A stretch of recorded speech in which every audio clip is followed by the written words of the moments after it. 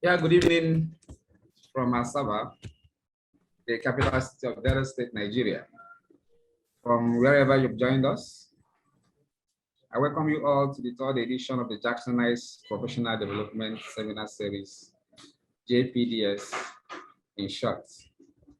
My name is Mayor Ikoroha, and I'm honored to be your moderator for today's session. For those joining us for the first time, the vision of the Jacksonized Professional Development Seminar Series is to consistently promote the holistic development of Jacksonites, professionals and students in communications and allied fields through periodic interdisciplinary research-based seminars that foster academic research and development, which contribute to the advancement of all stakeholders. For the uninitiated, Jacksonites refer to students and graduates of the Department of Mass Communication, University of Nigeria, the foremost school of journalism and communication in Africa. The JPDS was formally launched in July 2021, and to ensure that we deliver quality experience in our seminars, this is the approach. It is anchored on 4 quadrants. Number 1, practical. The presentations are filled with practical insights from experienced speakers with laudable results. The second one is interactive. Our speakers won't just speak, we'll have the chance to ask questions and share ideas during the session. The third one is virtual. Our speakers and participants are from different continents, but connected with clear visuals and sounds on their mobile or smart devices.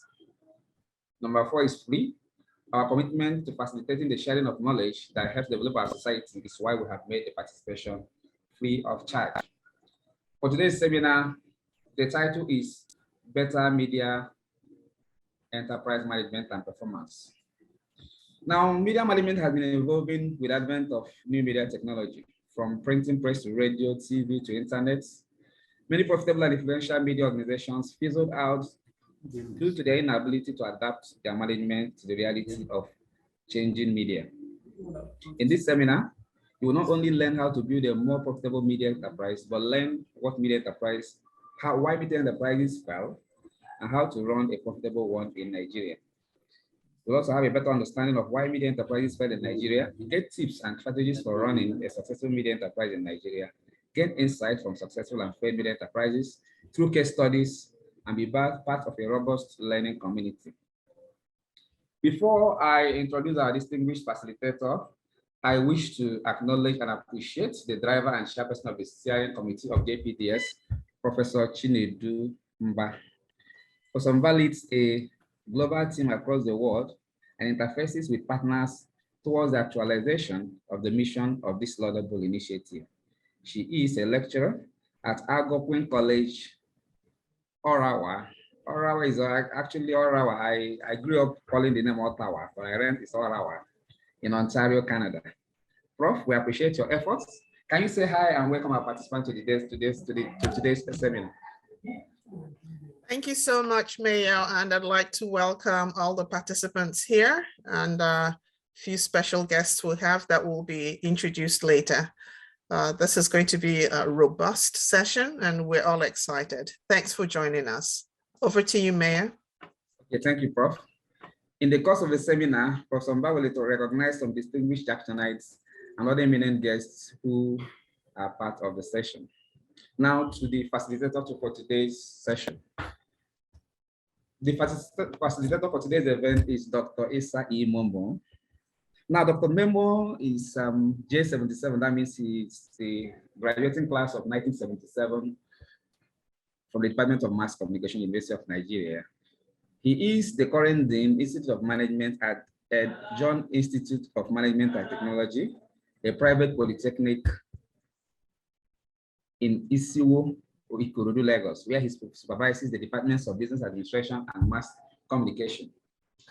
A professional mass communicator and self-styled media economist, Dr. Issa had his first degree in mass communication from the University of Nigeria and Soka, an MBA from the University of Lagos, and a PhD in business administration from California before returning to an MSc and PhD in mass communication from the University of Lagos. He joined a John Institute from Atlantic University, Lagos, where he was variously head of Department of Communication and Media Enterprise, pioneer director of a PhD program, and advanced business communication, a collaborative professional executive certificated hybrid program with the Clark University of Texas. He has a life passion for media business management and enterprise and has been an apostle of profitable media business performance. He is a member of the Advertising Practitioners of Council of Nigeria, the Nigerian Institute of Public Relations, Nigerian Association of MBAs, Nigeria India Management Association, Nigerian American Chamber of Commerce, and other organizations. Dr. Issa was pioneer head of department, mass communication at Kwara State University, lead faculty of media, financial analysis and management, communication and media theory, and research, business and corporate communication. Professionally, he was a pioneer editor NTA Network News, National Assembly, and political editor, New Nigerian Newspapers. He was also the chief economist of the Nigerian Guardian, economist of the editorial board of the Post Express newspaper, general manager, Kogi Newspaper Corporation, and chief operating officer of Minaj TV Network. Dr. Issa is among the few Jacksonites who have crisscrossed journalism, broadcasting, public relations, advertising, research, and scholarship. He has published 2 books, written book chapters, papers, and participated in conferences, seminars, workshops, and master classes physically and across 5 of the 7 continents. As we agree with me, we have as our facilitator a distinguished scholar and media entrepreneur who is fully equipped to do justice to today's topic. And as I stated earlier, it is titled Better Media Enterprise Management and Performance. For all our distinguished participants, I urge you all to put off your microphone unless you are the one addressing the house. We wouldn't mind if you keep the videos on, as we would love to see your handsome and beautiful faces. This is as long as there are no distractions on your background.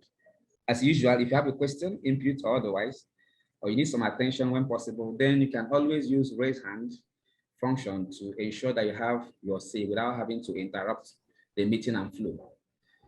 If you joined us via computer, click on the icon labeled reactions at the bottom right of your PC screen, then click the button labeled raise hand and your digital hand will be raised. Lower it by clicking at the same button now labeled lower hand. The same method can be used to raise your hand for those using mobile devices. Simply tap raise hand at the bottom left corner of your screen. The hand icon will turn blue and the text below would switch to say lower hand while your hand is raised. Now, without taking much of your time, let's hear from our facilitator, Dr. Issa Mumu. Dr. Issa, you have the virtual floor. Thank you very much, my dear Mayor. Thank you, Professor Chinedu Mba, for this opportunity. Thank you for the hype. I'm not sure I deserve everything you said about me. I'm just an inquisitive person wondering why Nigeria cannot be better than it is now, and why the media in Nigeria cannot be better than it is. Hence, my topic, when I was asked to handle this subject, towards better media management and performance in Nigeria, believing that since our duty, according to the Nigerian Constitution, is to hold the leaders accountable to the people. If we perform that duty well, better than we are doing it, Nigeria will become better. So when I was asked why this topic at this time, I said for 2 reasons. One, Nigeria seems to be at a crossroads. And most people are holding the media responsible in a large part for what Nigeria has become today. At independence, Nigeria was touted to be one of the countries with the greatest potential. 60-something years down the line, those potentials are not realized. So, my vision is of a Nigeria with a robust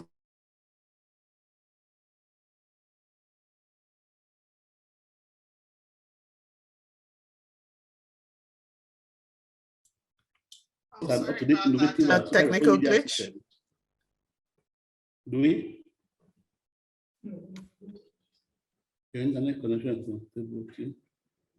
So with Nigerian media contributing to Nigeria's GDP and accelerated socioeconomic development, I believe that we can do that because I'm a disciple of the Japanese feeling. Recording in progress.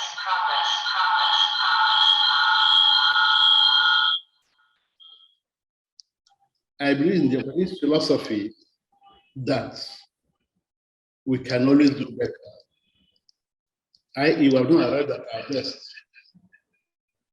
So that's why we chose this. Our mission, next slide, is to continue the tradition of the founding newspapers and media in Nigeria that led Nigeria's nationalism, fought for Nigeria's independence, and turned Nigeria into a democratic nation. We recognize the role of such papers as West African Pilot, the Daily Times, the Guardian, the Concord, the Tribune, the New Nigerian, the Triumph, Democrat newspaper, the Newswatch magazine, New Breed, and our four founding fathers, Ernest Ikoli, Nnamdi Azikiwe, Obafemi Awolowo, Babatunde Joseph, Chris Okoli, Alex Ibru, MK Abiola, and so on. I also shared the picture that the media can be as great a business as the communications industry and as the oil and gas industry. So how do we achieve this mission? By identifying the various skills, rather innovations that Nigerian media and communication industry require to satisfy and exceed the expectation of all segments of Nigerian society and public, whom unfortunately we are disappointing. Therefore, this session wants to tell my fellow Jacksonites and all stakeholders in the media industry that we all have to up our games by upping our skills beyond what we were taught in universities to become professional communicators, and now move on beyond communicators to become managers and entrepreneurs in this media industry. Next slide. Next slide. So we're saying we're focused on media enterprise management now. Now is the time. The world has since agreed that entrepreneurship, enterprise, and management are the ways for accelerated growth, progress, and development. The Russian-Ukrainian war going on, the recent COVID, and so on, show that the world is at a crossroads where if we don't do anything, we shall be in trouble. And the world cannot do anything without its media. The media is central to world development, of course, to Nigerian development. And that is why, in spite of the way the Jackson College, UNN started, newer day schools in Nigeria recognize that media enterprise and management are an essential part of the way to move Nigerian media forward. So the SMC of the Pan-Atlantic University, which was funded by the owners of Lagos Business School, identified the failure of media and communication as one of the major factors for the low pace of development of Africa. And as part of the strive for in this African space of development, decided to found the School of Media and Communication. The rate of failure of media outfits in Nigeria, both government and private sector ones, especially since this new millennium, and the feeling that the J School curricula, the media professional, needed to be spruced up with more media enterprise courses. Hence, the School of Media and Communication created a Department of Communication and Media Enterprise, which I was lucky to head. The rate of change of media technology and the importance of technology in performance of media in particular, during the convergence of computers and media and communication, necessitates that entrepreneurship and technology become a central part of the training of J schools in Nigeria, especially given the technological theory of Marshall McLuhan, following Harold Innis, which says that today and in the future, what we become, what we earn, how we will become, it will be determined by our mastery of technology, which was lacking or inadequate in the Jackson School's curriculum. That is why now is the time to focus on media enterprises management and media technology management, so that future journalists and those of us who are already old will learn the new tricks of how to perform best in the emerging world driven by technology, by technology that changes at such a fast pace that the oldies cannot cope with, but the new ones would be there to drive it.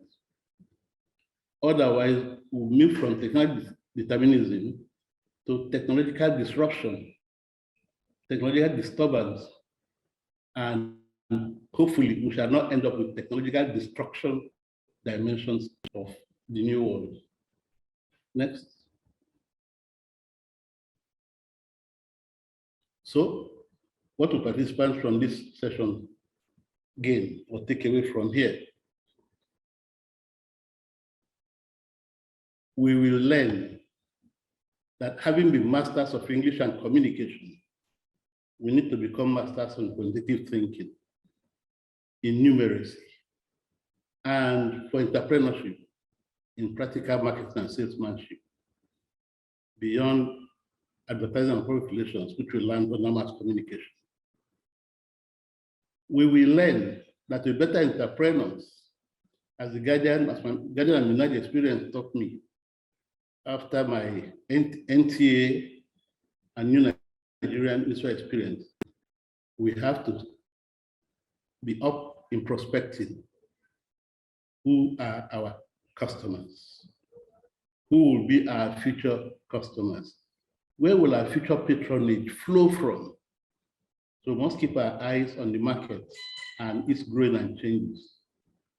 We must develop new products and services, introduce them properly, market them, and manage them, as Guardian did under Femi Kusa, who is a Jacksonite, who every 3 months found a new product to introduce. One of such funny ones was when he said in 1992, from next month, we shall be publishing rubbish. And people wondered, how can Guardian publish rubbish? What he meant was we're going to focus on the environment and environmental sanitation, and develop this full section from 4 pages to 16 pages of Weekly Guardian. That attracted so much adverts and made Guardian a very successful economic and financial enterprise. We as future journalists from this session must learn business planning. Of course, we know the normal cliche that if you fail to plan, you plan to fail. What has happened is, given our training, we plan to be very, very successful as media publishers and so on, but we don't plan how to succeed as media business. We shall see that media business success, like all business successes, is founded on budgeting. So do we budget? Yes, at our news conferences and meetings every morning, we do news budgets, but we all run away from financial budgets and let accountants lead us in that. We should become savvy at financial budgeting. Then these days of direct mail and DMs, we should focus on direct marketing, talking to the people who give us their ears, their eyes, and their minds, and of course, asking them to give us their money, as well as their esteem. Having identified them, we should make sales calls. Cold calls first, by telephone and other social media. Then hot calls as follow-ups to extract the money and the patronage from them. Therefore, new journalists must learn how to manage the sales team. All these coalesce into a total quality management orientation and training. We need management skills, therefore. And that's what I should take away from here today. Once again, welcome. I'm privileged to be sharing with you how we think this journey will be carried out. Feel free to jump in as we talk along. Next slide. So why are we talking of media industry? Because we have a lot of stakeholders in the media business. The term media generally is understood as a carrier of some content shared by the creator to an audience that is available. The only and the individuals that create them, process and share them, and consume this content within the industry. So, the media industry, like all industries, and especially the India media industry, of which we are closely at par, is rapidly growing and to be making significant acceleration.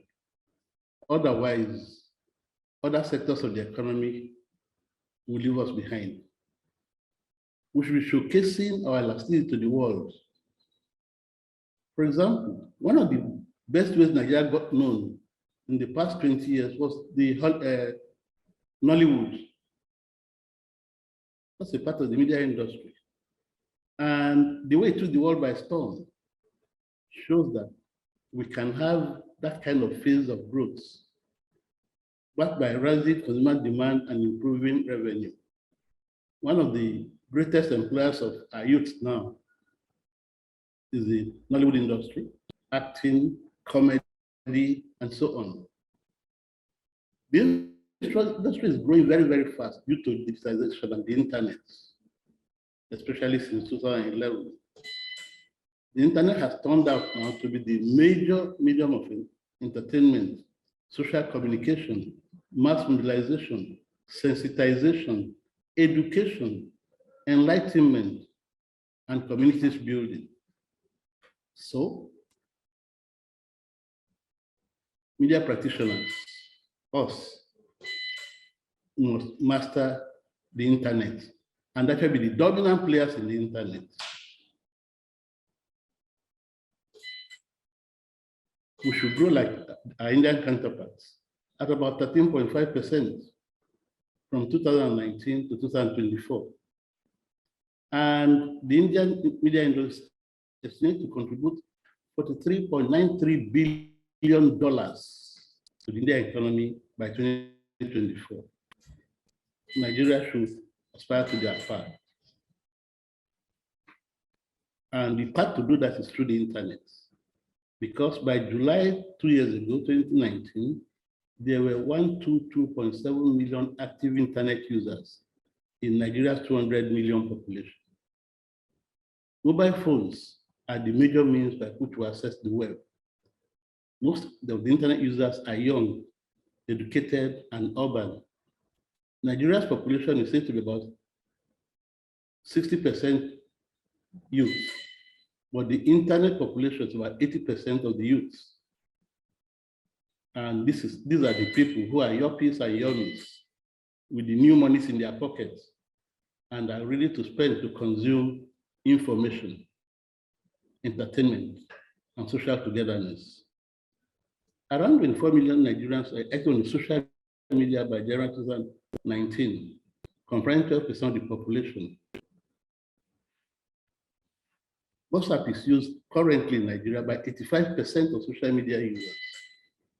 And that will be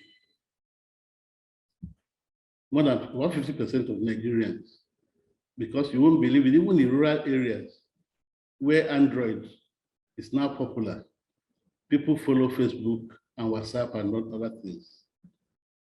So if we don't put our media on the internet, we'll be losing a lot of our population and prospects, who will not only be our viewers and hearers, but also our money spinners.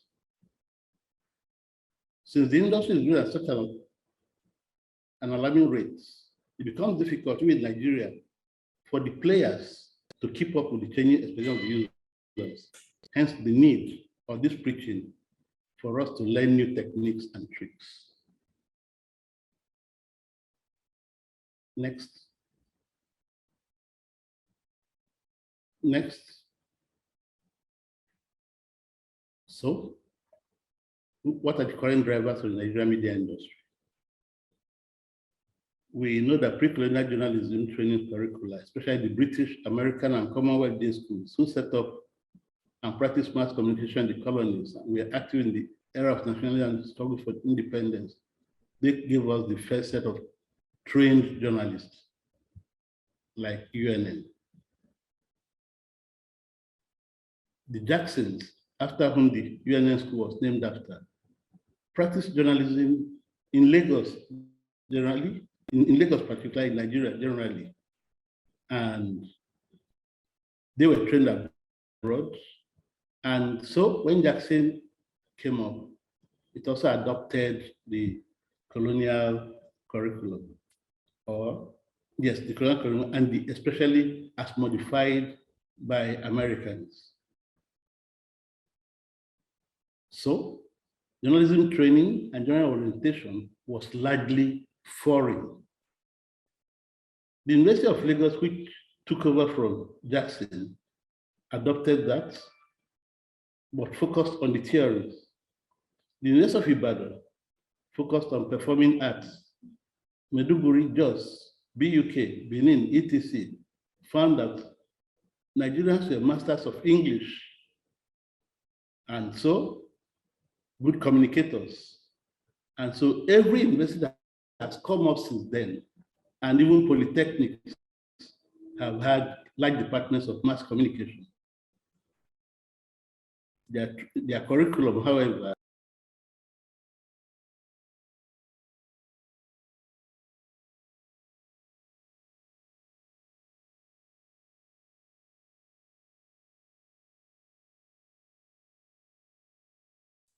Sorry, the sound will soon be back.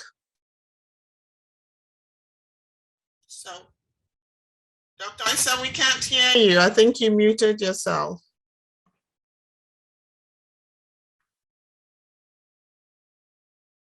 Dr. Isa, you muted yourself. We can't hear you. 1 second. Can you unmute yourself? Let's get him back. Just 1 second. Technology. Technology.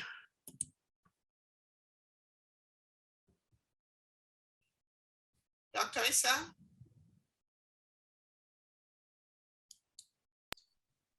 hello?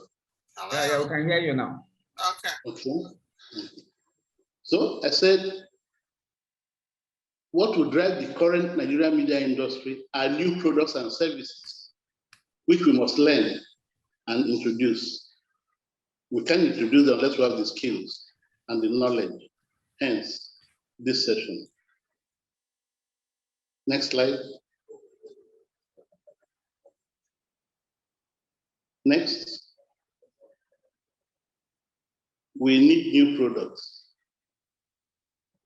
So, am I saying that the media industry is not doing well? Far from me to say that. I'm saying we're not doing as well as we can. And if we don't sit up now and learn new tricks and new skills, we'll be left behind.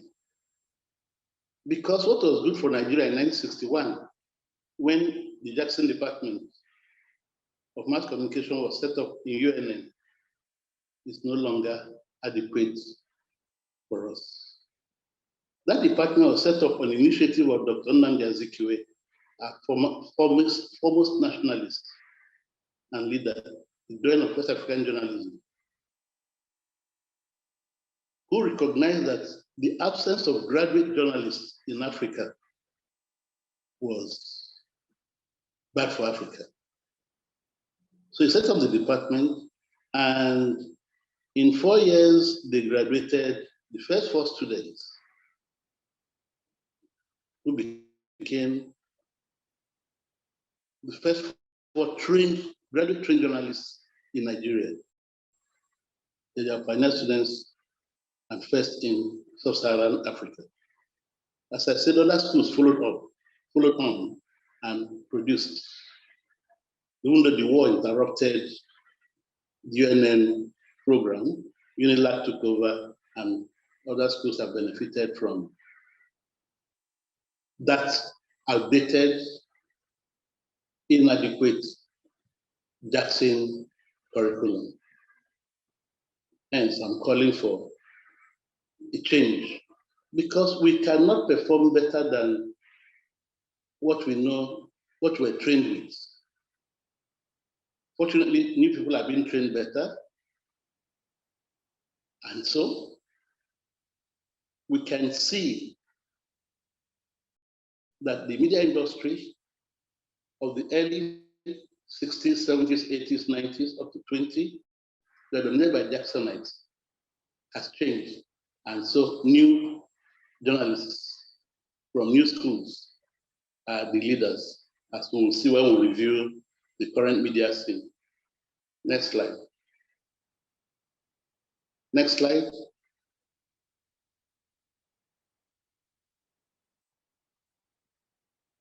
Next slide, please. Jackson tried very much to improve his curriculum with what we call foundational courses, writing courses, broadcast courses, print courses, persuasion courses, media attachment for practical experience, photojournalism and fame, as we recognize the growth of visuals in education and communication, research to find new ways to do things. And the Jackson program, the BSc program, was crowned by a project which gave us hands-on writing experience in academic writing. But you can see that from all those courses, there is no enterprise, no management, no technology. And so that's how we operated for 30 years in Nigerian journalism. Hence, the unbundling of mass communication in the past few years. Next slide.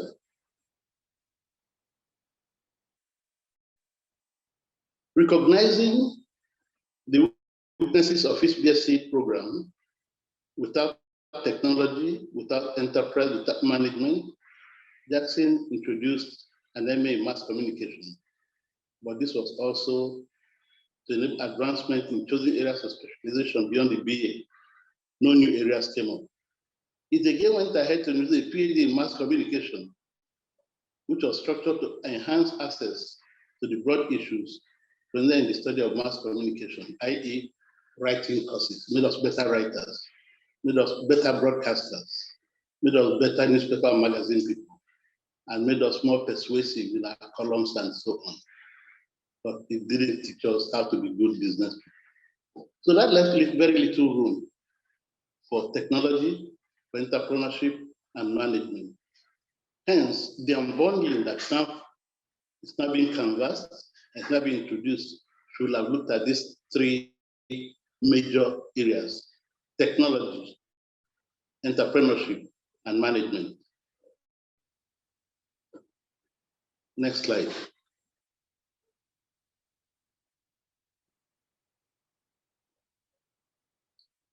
That is why the new schools, like the School of Media and Communication at the Pan-Atlantic University, took its curricula at the BSc level to change to BSc in Information Science and Media Studies. That is BSc ISMS, Information Science, moving information from the BA Arts of UNN and the BSc Mass Comm of Unilag to Information Science and then Media Studies, bifurcating between media and communication. It also introduced a BSc Mass Communication that is compographic learning, that is driven by computer images, by manipulation of data and visuals, and led to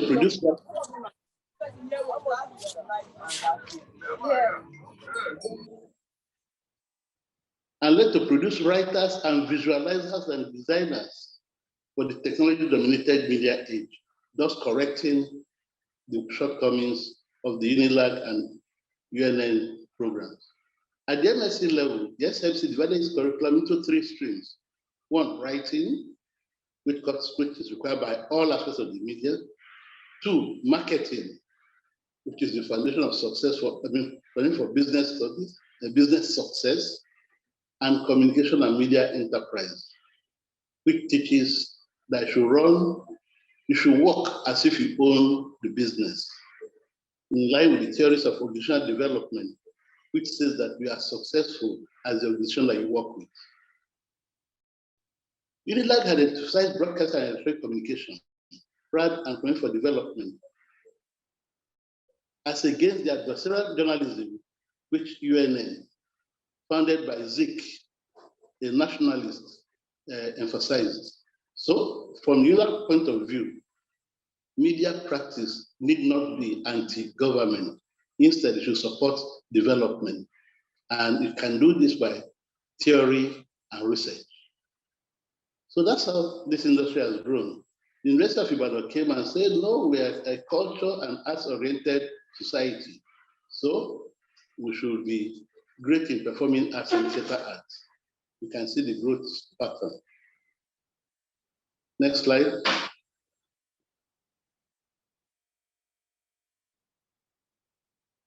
So, has led us. Dr. Sir, before you continue, please, and I don't know whether there will be some contributions regarding the curricula that you talked about. I don't know whether there's anybody that Yes. will have something to contribute to the session regarding the curricula, yes, especially in other places. Yes, please, I want Professor Mbaf to please formally recognize Professor Kibo. I don't know if there's something here wants to tell us regarding this. Yes, thank you. So we have with us here a Professor Emeritus from North Dakota State University, Professor Charles Okibo. Professor Okibo, would you like to chime in and share your thoughts on curricula? Not at this time. I rather prefer to continue to listen to Esa Momo, who is very well experienced. And we don't have many opportunities to hear people like him often. So I would like to hear him out before making my contributions. Okay, thank you very much. Senior Isa, please continue. Yes, I was actually going to invite them after we have painted the picture of the conventional Nigerian media scene. Now, as I was going to say, Nigeria, before now, and perhaps up to now, has the liveliest media scene in Africa. We have a plethora of state and private radio and TV stations at federal and regional levels. All the 36 states run at least one radio network and a TV station. There are hundreds of stations and terrestrial TV networks, as well as cable and direct-to-home offerings. Pioneered again by Minaj, where I had the privilege of being a pioneer staff, and of course, Dark Communication, Red Power, and AIT. The radio, even before then, was the major source of information for a largely illiterate society audience. We have international broadcasters in radio like the BBC and the Radio France International, Dr. Welle, and so on. sadly, I note, only very few of these are led by Jacksonites. Unlike in the days of yore, the 1960s, 1970s, 1980s, where people like Joseph Bell Moloku, I mourn with him the loss of his wife recently, and that's why I didn't actually invite him to be here. I hope he will join on his own. People like Femi Kusa, who were in the forefront of leading The Guardian. Dr. Paradike was our star who led the New Nigerian Daily Times. Chuja Ongaje with me, midwife the Minaj Television. Dr. Mbemina was in forefront of News Agency of Nigeria. Sonny Gaher in Faraway Benin pioneered media entrepreneurship on that side. These are all Jacksonites leading the media industry, media scene, when it was dominated by traditional media outfits. Then, state TV stations and leading newspapers like the Daily Times, especially the Sunday Times, reached millions, tens of millions of viewers. When as far as South Africa, Namibia, our Kingsley Osadolo was the Guardian correspondent in Namibia and South Africa for years. And these media outfits led by Jacksonites dominated the leading cities in Nigeria and Africa. Now, it is Channels Television, no Jacksonite. Silverbird, no Jacksonite. AIT stroke Repower, no Jacksonite. FRCL, NTA, where we used to be as pioneer talk news editor, with Zara Fudu and Co. So you can see that the Nigerian media scene has left Jacksonites behind. If you say, okay, these are all the broadcast media, let's look at the newspapers. The leading ones now are the Punch, not led by Jacksonites. Tribune, This Day, The Guardian, Vanguard, Business Day, Daily Trust, Leadership, Sahara Reporters, Premium Times, Prime Business Africa, etc. So we are saying, is it that our training, our curriculum in Jackson is inadequate? This is where I really want participants, my colleagues, my respected colleagues, who have very broad experience, especially outside Africa and in other areas of country, to please help us look at this curriculum and suggest ways that we can bring Jackson and journalism training and journalism practice into the forefront of Nigeria's national development. So please, Professor Kibo, Professor Mbamalu, and so on, can you throw in your ideas on how we can reclaim the star position in Nigerian media stratosphere? Mayor? Thank you very much. Professor Kibo, are you there? You've been invited to join the conversation. Okay. Thank you all very much for inviting me to share some of my experience with you. As you know, even though I'm not a Jacksonite, I like to identify with you people more than my alma mater, University of Ife, because in a way, you are like my parents. I came to you when I was a greenhorn without any experience. It was only about 2 months after graduating. What I had then was passion and enthusiasm to turn you into what I wanted to be. And I think to a large extent, we succeeded. Our success was more in advertising, public relations, and research. You see, Ekwelia gave us a very prominent recognition in his book because we were trailblazers in a way. Nsukka was well noted for its expertise in journalism, particularly print journalism. And Issa Momo has recognized that.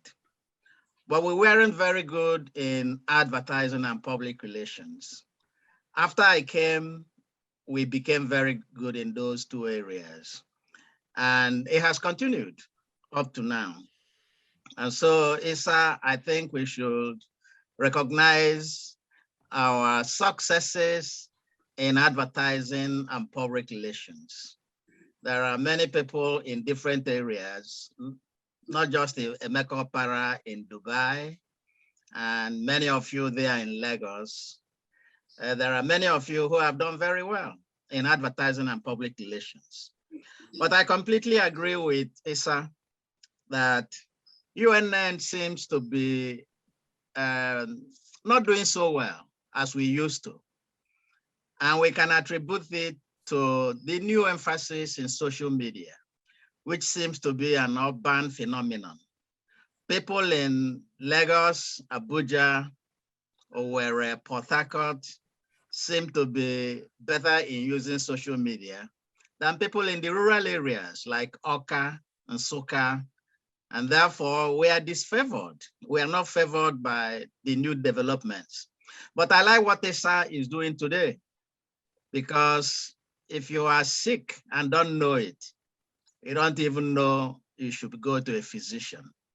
But what Issa is doing today is to remind us that from time to time, we should look back and see whether, in fact, we are who we want to be.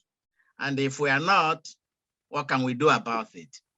I don't think there's anybody here who will disagree with Issa that UNN is not where we used to be.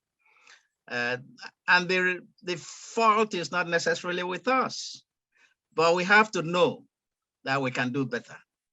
And by doing better, everybody must pull in their weight. There is so much to be done. Professor Mba, we knew her as Chinedu Afibo, but she's now Professor Mba. She has done more than all of us put together in providing the platform for us to think about ourselves, think about how we can help each other. Very often it's not about money. You have to have ideas before you begin to think about what will money do with those ideas. What Mba has done for us is to give us a platform for introspection. Look at ourselves and see where we are falling short. We are falling short in many areas, but now that we know that, and Issa has directed us to thinking critically about some of those areas and how we can regain our past glory, there is no doubt that going forward, all of us will like to pull our resources together and contribute to Nsukka becoming what it used to be. It's not difficult to do. All we have to do is make up our mind to do the necessary things that will put us where we should be. Issa, I don't know whether you wanted direct references to what kind of curriculum or what kind of teachers or addressing the value of the unbundling. There are so many things to be talked about, but I just want to say I agree with you in everything you've said. And the greater work is for us to see where we can come in and help put UNN back on the pedestal once more. Thank you very much. Thank you. Dr. Issa, did you want to invite Ugo Noha of Champion, family of Champion Newspapers is with us. Ugo. Okay. Yeah, Professor, thank you very much, and everybody in the house. My name is Ugo Noha, as we said. I was active in print journalism for many years, but presently I am a petty trader trying to make ends meet. But I still have my corner eyes, directed at the media. I write regularly. But coming back to the subject, what we have done so far, Dr. Momo, is that you have placed a mirror in our faces. And the image on the mirror may be good, but it appears not to fully represent who we should be, given where we are coming from, given the pioneer status of Jackson Building and the School of Journalism. Are we punching in line with our weight? No, we are not. Are we dominant as we used to be? I wouldn't say yes. Can we do better? Certainly. Are we in a position to identify what the drawbacks are, what the challenges are, and how do we overcome them? I think if we set our minds to such things, we will achieve results. So I want to thank you for putting the mirror before our faces, and also examining, scrutinizing the Nigerian environment, because the media cannot operate in isolation. The media will be as good as the environment it is operating in. And the current Nigerian environment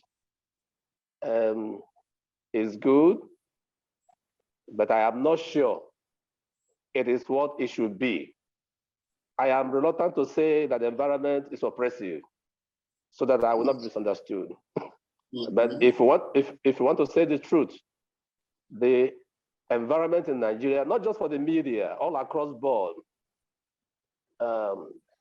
appears to be a veritable disincentive to entrepreneurship, whether in the media or elsewhere.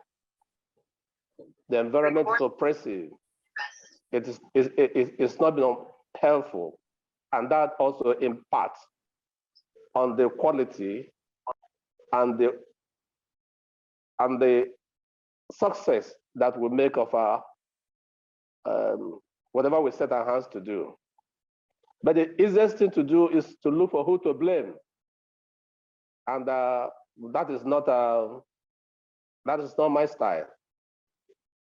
Rather, we should also be thinking on our feet, even as media entrepreneurs or media professionals.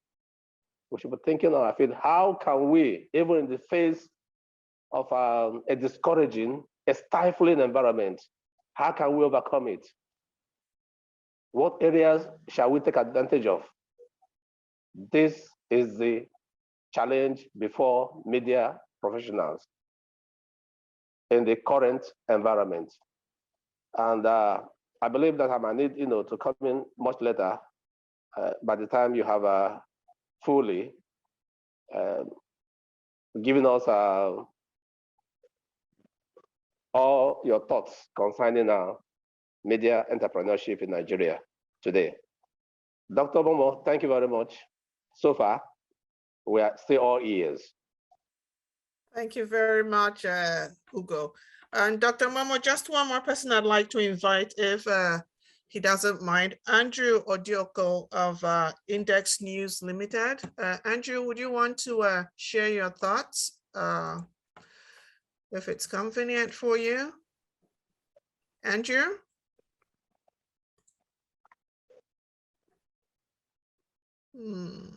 Okay, looks like Andrew, are you there? Okay, not quite. Okay, Dr. Momo, back to you. Or is it the person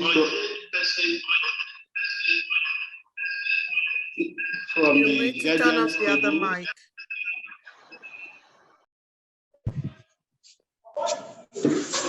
You turned off the wrong mic.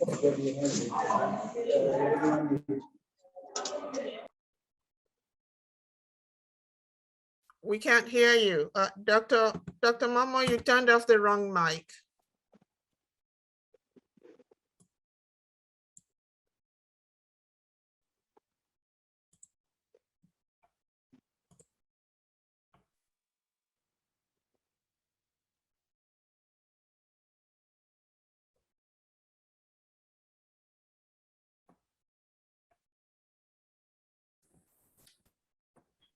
Oh. Can you hear me now? Yeah, we can hear you now. Thank you.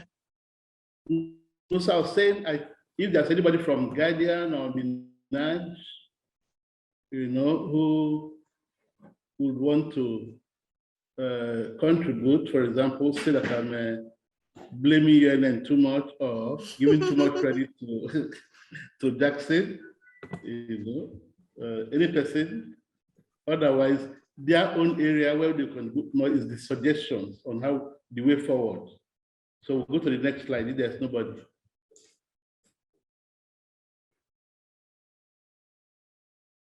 Next slide.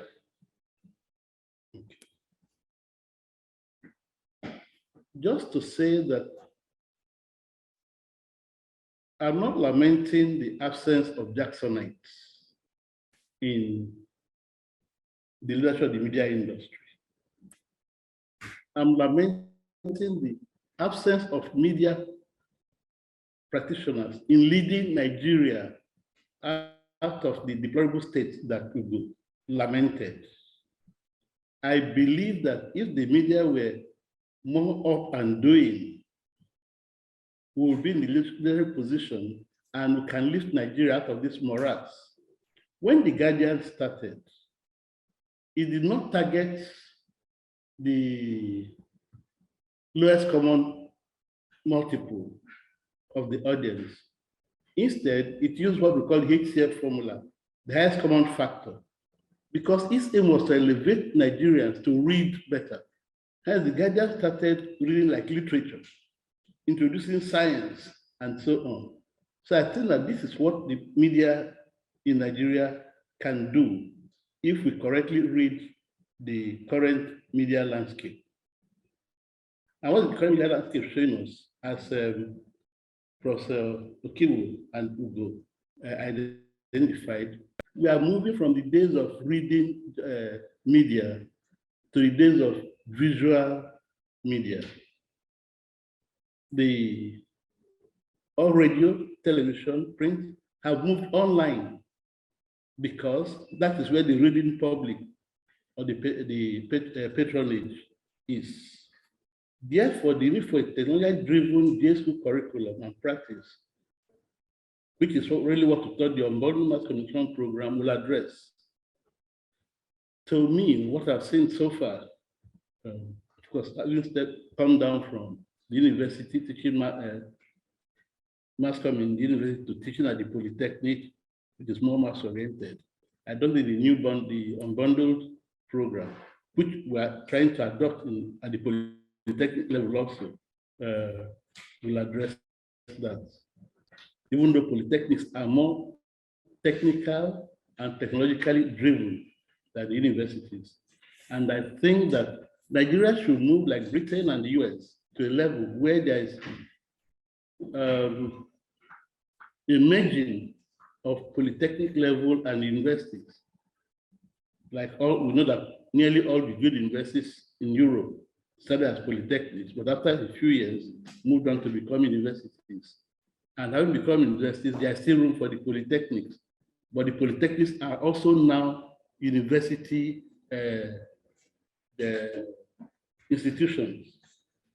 So that shows that there's a congruence of theory and practice.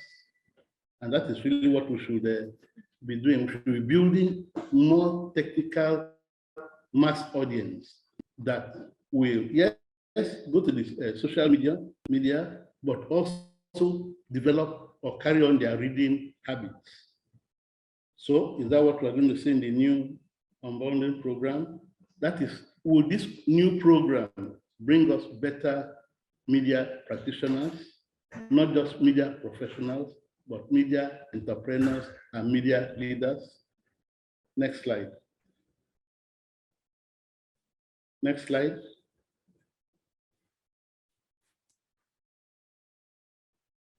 In 2 words, the new media scene is the scene of internet journalism.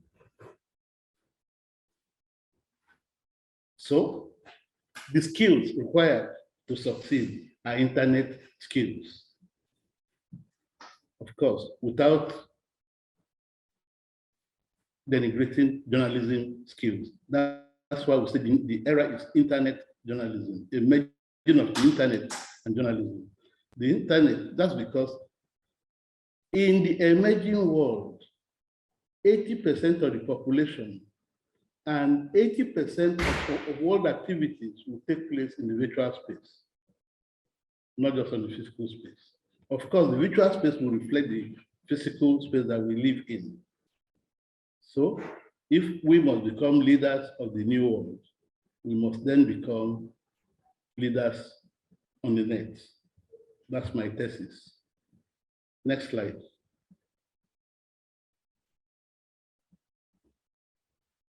My sub-thesis is that as leaders there, we're not just leading people to read, we must become economic leaders, leaders who make money from those that we are leading because they find our leadership beneficial and satisfactory. To do that, we need to do the following 10 things. 1, service categorization, just as our audiences are categorized now. So we should have a particular product for politicians, a particular product for political followers, a product for political elites, a particular product for social elites, and so on. That's why I say categorization. There will be products for advertisers, for PR people, for readers, for smartphone users, for visual readers, for letter readers, and so on. Then when we've categorized continuously our audience, we must develop services to, yes, products and services to match their needs and meet their expectations in their various categories. The more categories we can satisfy, the more we can keep them with us. We must also professionalize our processes and services, such that has happened in the advertising industry, where before you had omnibus advertising agencies that gave all the services, but they now brought down to know those are very good in client service, those are very good in design and production, those are very good in media placement, those are very good in research. That's what I mean by professionalizing our services in the media industry. Of course, APCON has done a very good job in leading to this, beginning from the days of Moloku to Kibu to Karuba, Kankarufi, and now to Olamilekun. We must develop structural organizations in such a way that we develop a delivery fitness, so that we don't have very big media organizations that cannot deliver swiftly, because now speed is the essence. It was before they would say, yes, get it first, but first get it right. Now, if you don't get it right at first, you have a chance to correct almost in the next minute. So getting it first and reaching them first is the way to keep the eyeballs, the ears and the hearts with you. You must structure for nimbleness. We achieve this through training, workshops, seminars, and conferences. So it's not just sending reporters to the field and main reporters. We must regularly train them. We must hold workshops in-house. We must hold seminars and conferences, both for our staff, but for all media industry stakeholders. Of course, fairs and exhibitions and events marketing have become a new way of making money and keeping the people with us. As Kibo said, this is an exercise in introspection Introspection actually means monitoring and evaluation, which is the essential part of management. Research is continuous because the world is changing. It's right, a world led by technology changes almost per second. And so we must research how the world is going, what it requires, and so be innovative and creative in servicing this new and changing world. We must provide media communication consulting. Of course, this has been pioneered by public relations consulting, advertising consulting, and so on. Even now, we must tell people how to talk to keep people listening to them. Then how to get your listeners to believe in you and do what you want to do, what you want them to do, i.e., how to get leaders to have followers that believe in them and keep following them. The 10th thing that we must do for elevated media performance is continuous marketing and commercial management. Often they say, is there a difference between the two? I happen to be one of the lucky ones who had marketing professional training. And when I started an Indian company, I saw the importance of commerce, which taught us that more income is good, but more savings is also good. The two of them combined lead to better performance. These are the 10 things, like the 10 commandments I say for elevated media performance in the changing Nigerian media industry. Next, please. Next slide. The remaining of the slides of this session will be expanding each of these, but telling us that first, the heart of better media performance and management is in marketing and business planning. We must see media not just as a professional thing. Yes, profession is, there must be professional to be able to deliver quality standards and expectations, but we must know our markets and then plan our business to reach that market, satisfy them, and expect and exceed their expectations.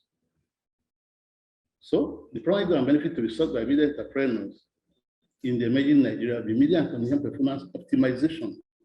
Oh, not just that I was popular, which as I said, that's what happened to Minaj. Oh, started Minaj in 1993-94 on every street in Onitsha, Anambra State. Ah, Minaj, they were hailing us, Minaj. But that was not reflecting in our income. So I'm talking of media performance beyond popularity to include profits. The primary measure of this media performance is customer satisfaction with and esteem of media offerings and deliveries. Because why did Minaj gather such image? Because for us who brought TV that was 24 hours, as against TV that closed by 10 o'clock or 11 o'clock or 12 o'clock. Even though we did these 2 program repeats, we have 3 program cycles, you know. But at least people who couldn't sleep, who survived insomnia can wake up and see that they can turn to their TV and get something to keep them busy. The aim and goal is to elevate media capability. Note, I say capability first, professionalism, and then econometrics, i.e. media excellence beyond editorialism and imagery. Yes, our first reward shall normally be name, fame, recognition and respect as authors and writers and inventors get, but it must be closely followed by growing incomes and profits. As the developed world shows us, that when you invent, you go and patent. You get patent, you have a copyright. From there, incomes will flow to you. If you invent and trade with the public and please people, you don't make any money from it, you don't grow. You remain as poor as the public. The incomes and profits for financial investment must follow and be ethically sought, not brown envelopes, not illegitimate earnings. They must be ethically sought. They must be fought for. Nobody should be ashamed of loving money. It is not the opposite of being good. We must cut our incomes. chase them, get them, count them. So we must keep proper accounts as part of our business. Then we must amass our wealth. So account for our wealth and manage them for good and increasing returns to shareholders and other stock and stakeholders. Our viewers, our patrons must be happy and happier and growing happier with us. That's the way they will stay put with us and become our customers for life, as modern customer service teaches us. Next, please. Next. So these will come from winding down now, proper costing of all activities and inputs, what we call in modern management standard operating procedures that count where money is lost and where money is gained. So the concept of profit center and cost center must be imbibed by media leaders. Then effective pricing of all our service steps, process and undertakings. I give an example that when we started Minaj in 1993, and we found that we must cover government houses in Oka, in Asaba, and so on. Rather than use our money to buy the equipment and go and put them in the government house, we approach the governors and say, we have a duty to cover you 24 hours. It's our duty, but the benefit is yours. Can we cooperate and you buy the equipment and we bring the staff? So before you need, government were buying cameras, setting up studios in government houses, even providing vehicles for our team that will always be coming and going there. That will have been a cost that Minaj board will have borne on their own if this business idea didn't come from someone who was thinking of media as a business. We must efficiently implement and execute approved plans, because business plans must be approved by the board and management. Once they are approved, they must be properly executed and implemented, both at strategic, tactical levels across the immediate short and medium and long terms. Of course, every long term is made up of many short terms and medium terms. So we shouldn't say, let's lose money on the short term so I can make it on the long term. That is not a good business philosophy. We must follow up our services by dogged billing and invoicing. No freebies. When we invoice, we collect and we record due debts and payment. Part of the reason for India business successes is what they call their age-wise analysis and debt management. You buy an Indian business for more than 30 days, he's putting his seat in front of your gate.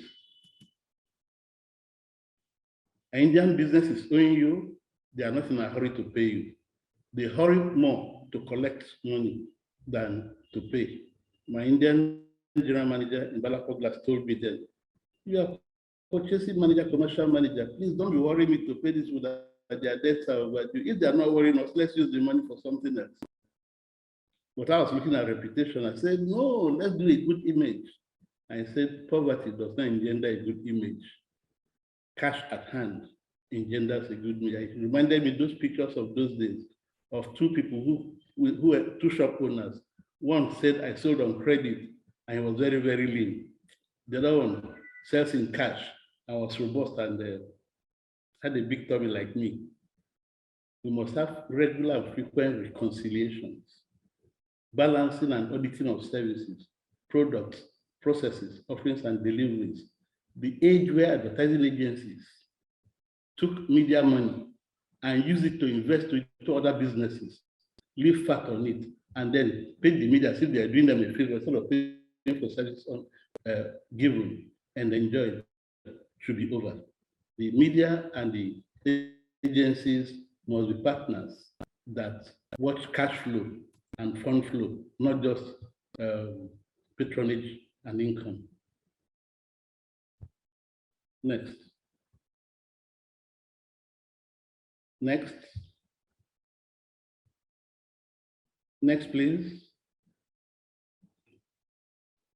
Therefore, I'm suggesting that the current J school curriculum must be beefed up by the study of accounting, which we didn't do in UNN, in Jackson, which I'm not sure many schools, many J schools in Nigeria are doing. And that's why I wanted people who are teaching abroad, who have experienced media schools abroad, to tell us whether these are incorporated into their curriculum. Economics. A lot of us in Jackson did political science as subsidiary rather than economics. Management. Myself and Chudong Gaje and Dr. Isakwan were three people who left MASCOM, and maybe Oparadike, who left MASCOM to go and do an MBA. MBA is a management science, which teaches you the various steps to take to become a manager, or the various steps to take to manage something. And we were taught that management means making the best with inadequate resources, because resources will always be inadequate, but that is not a reason, an excuse for bad performance. We must be taught quantification, numeracy, and numbers focus, so that we can measure things. There's no need taking a yard where you just need a foot. We must be taught that networking and globalization are the new strengths, not competition, but collaboration. They must be taught that technology is now the source of most innovations and creativity. The more you know it, the better, even though we should become masters of the technology. Again, as TD teaches us, but as SST, social shaping of technology, teaches us that it is humans that use technology for human purposes and objectives. Hence the conflict between TD and SST as technical theories. Let's go.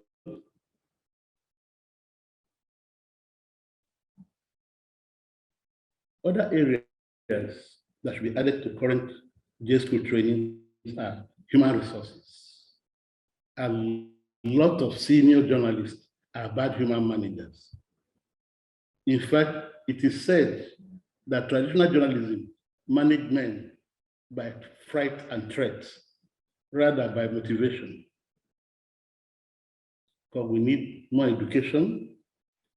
Education is a discipline on its own, which says that at every age, at any age that you teach somebody something, he gains a new thing. And education leads to innovation and betterment. We must train.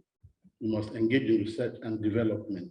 All this must be added to the current and new J school training curriculum. Next.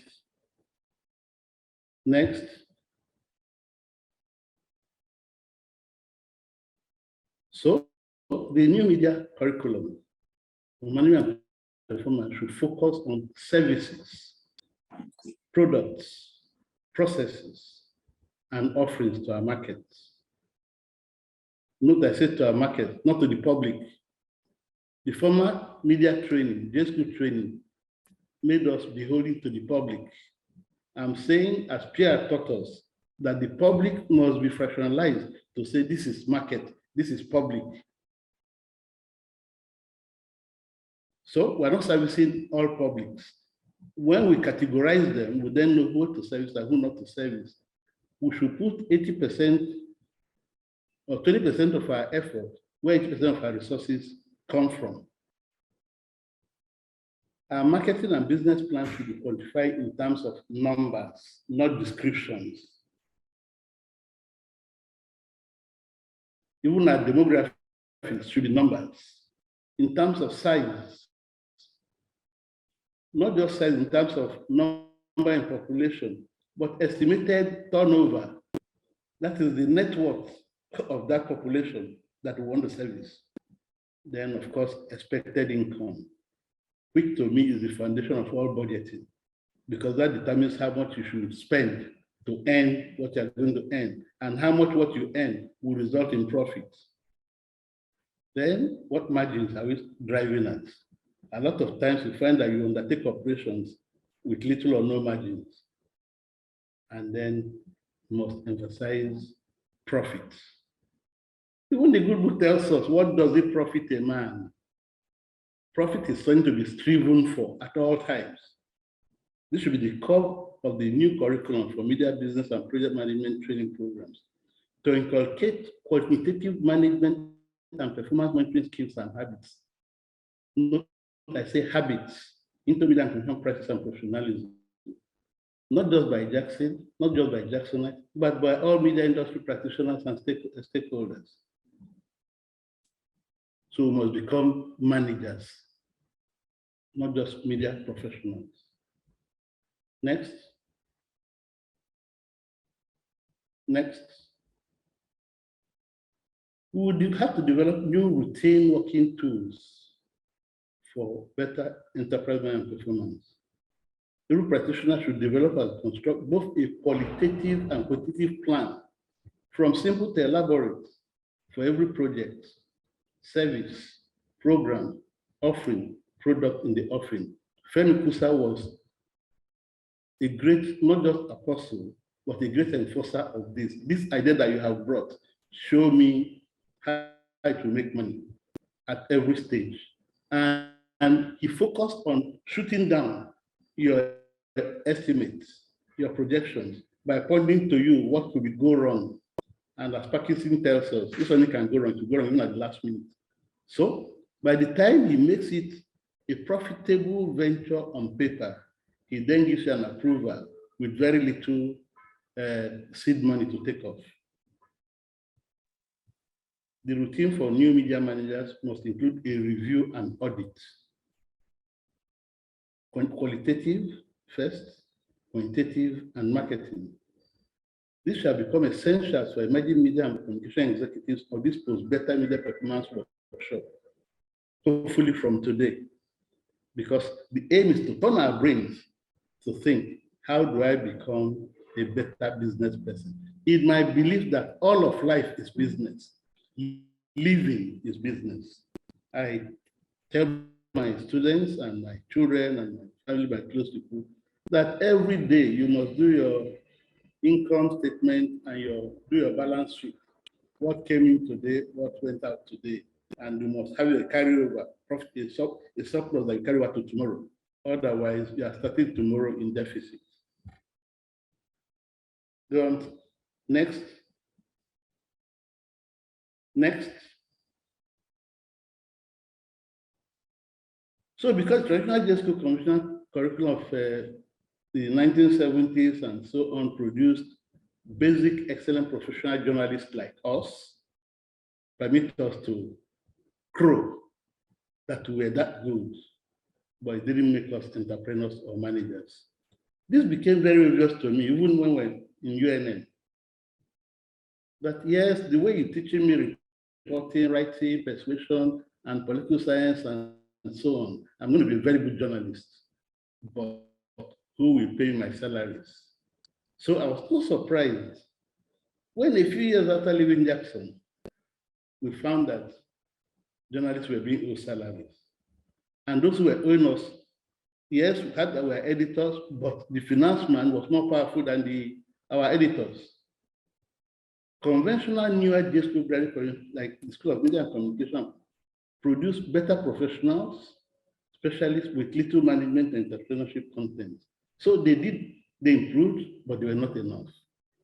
Modern JSCO doctoral programs are full of contentions, clarification, and training innovations, but bereft of business management focus, details, and quantification. So these have resulted in what we have now: low/weak media enterprises. Media enterprises come up and die very often, so often. Low/performing media outfits, low-performing media outfits. Strong media professionalism, editorial, and communication performing media. And because the media, which I say should be in the forefront of leadership and development in every society, is declining, societies are declining everywhere. Witness what is happening in Ukraine. I'm sure that if Zelensky knew that Ukraine will suffer this much damage if she didn't negotiate with Russia, he will have found a way to say, let us negotiate instead of going to war. Because nobody predicted, with all the boasts that the Western world had, that they will support Ukraine and rein in Russia, that the war will last this long with so much pounding. It will take a lot of reconstruction effort to get Ukraine back to where it was. Even if Russia loses the war or loses esteem, they have caused untold damage to the emerging world, especially the post-COVID world, and have eliminated a chance of recovering from the COVID damage. And I'm sure that those who create COVID are also planning to manufacture new ways of taking the war to the level where we'll still be patronizing them and they make more money from us and smile all the way to the bank. The result of this traditional curriculum is low media industry contribution to GDPs and GNPs. And this saddens me because I think that as the founding fathers of the media industry showed, the media can be as prosperous as the railroads and the oil industries. Next, please. Next.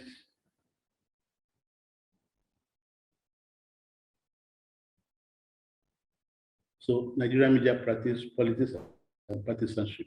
That politics has, yes, enabled Nigerian media, but it has also haunted and hurt Nigerian media practice. It has changed us from watchdogs and made us to become the watched dog.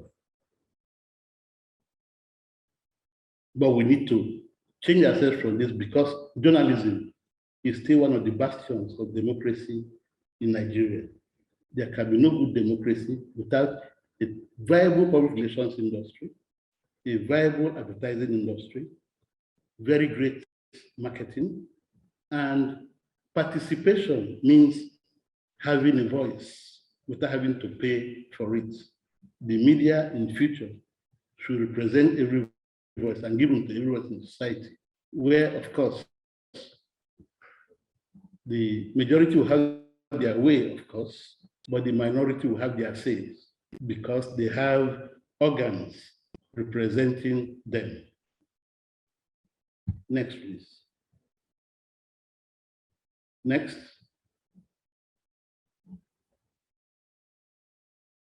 So, again, my solution. New revised JSchool curriculum for both undergraduate, postgraduate, doc, and postdoc.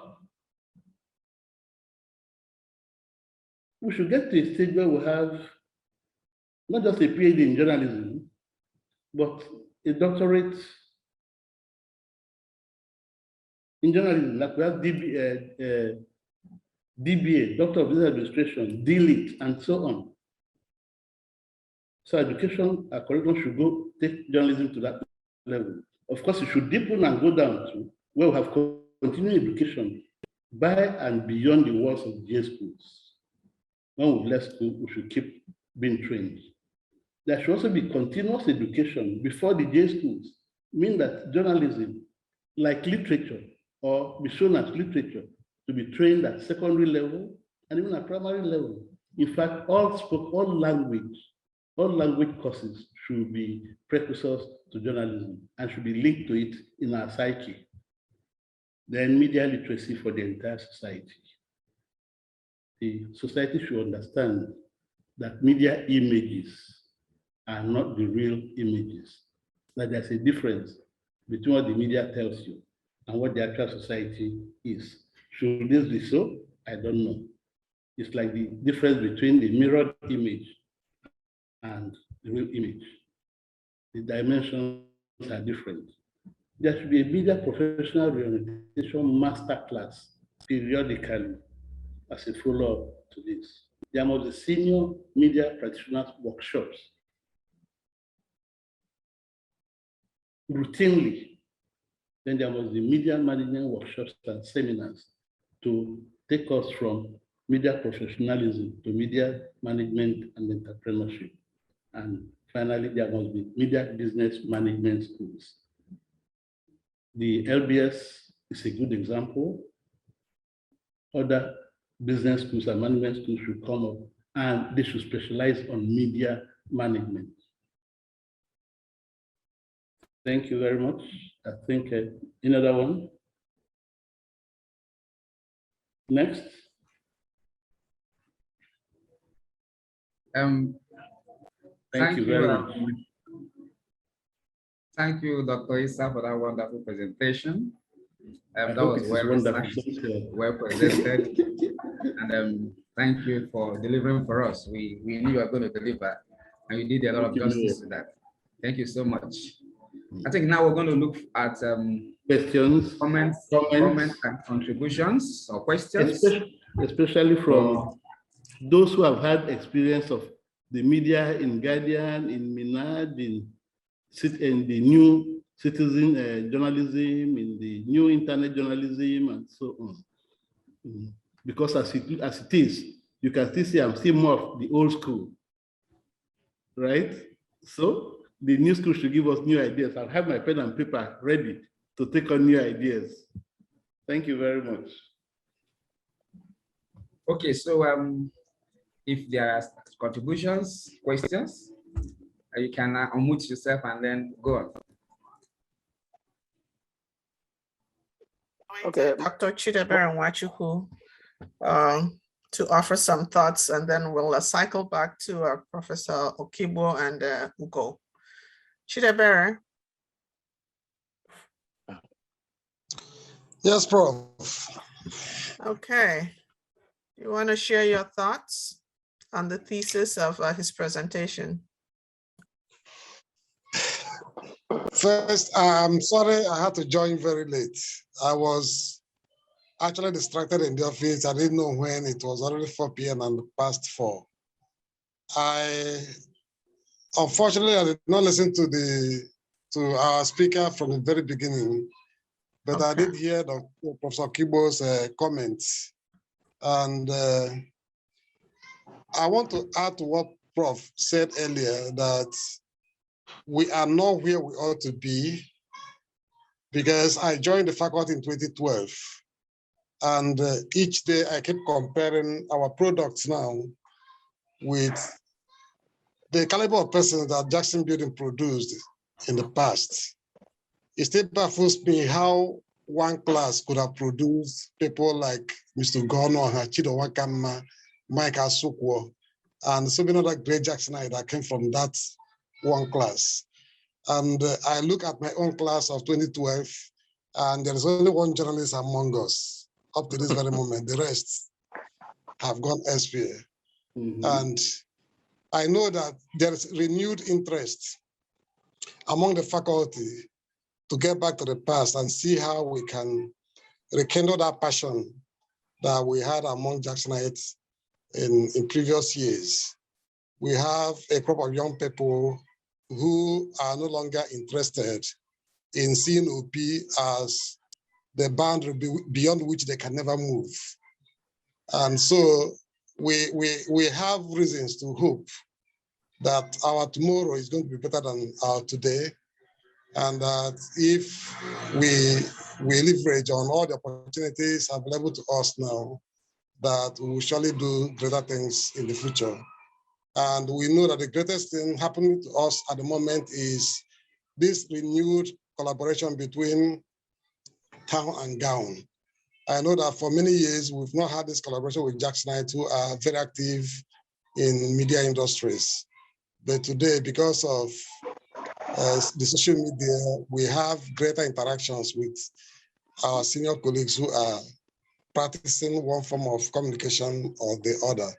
So we are hoping that the experience will rub off on the students and the faculty, and I'm sure that in the future we will begin to have the kind of success that Professor Kibo and his peers recorded in their own time.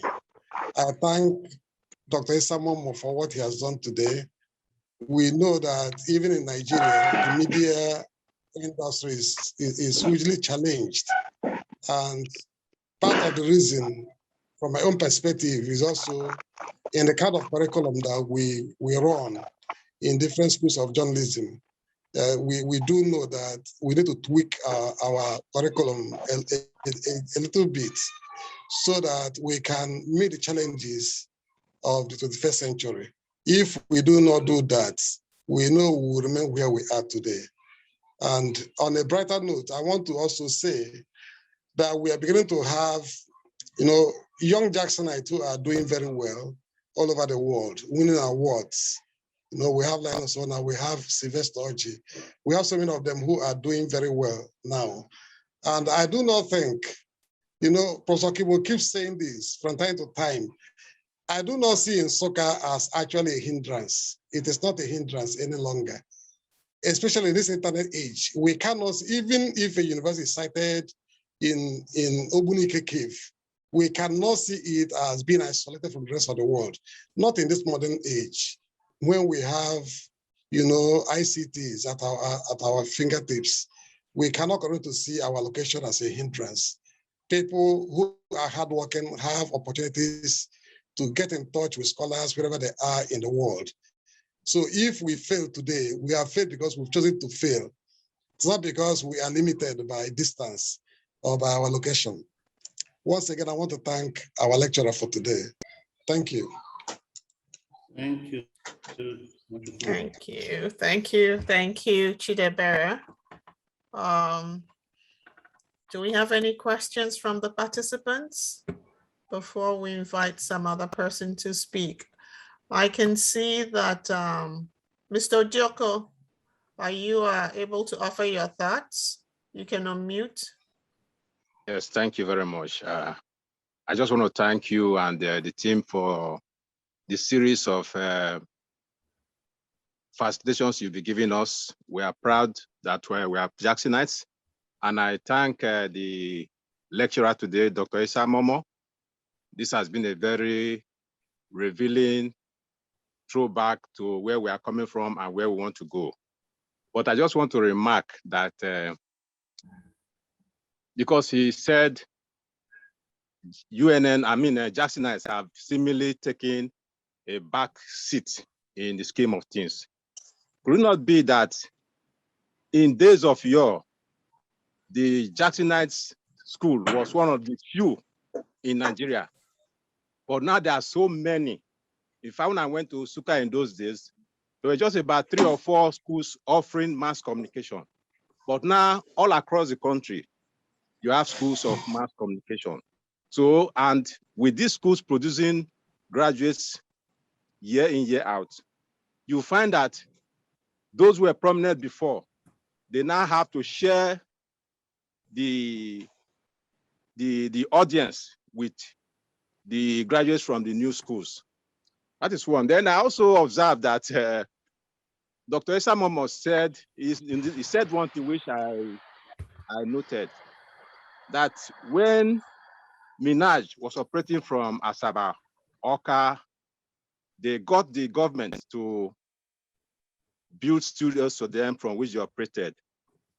Didn't that affect the independence of the work of Minaj? Were you really independent? Because this question keeps occurring.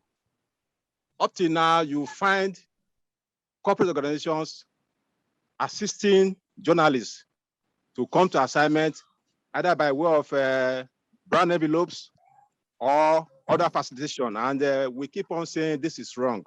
Now, I'm surprised that a corporate organization sort of agreed to this kind of arrangement. I don't know what he has to say about that. Thank you very much. Thank you very much, Mr. Odioko. Dr. Mahmoud, would you want to respond to his comments? Yes. It didn't. We were independent. As I said, we approach them. We have a duty to publicize you to those you are governing. You have a responsibility to help us to fulfill this duty. So, if we didn't do that, or by doing that, our journalists could not go back to take stipends or brown envelopes from them. because they were collaborators with the institutions.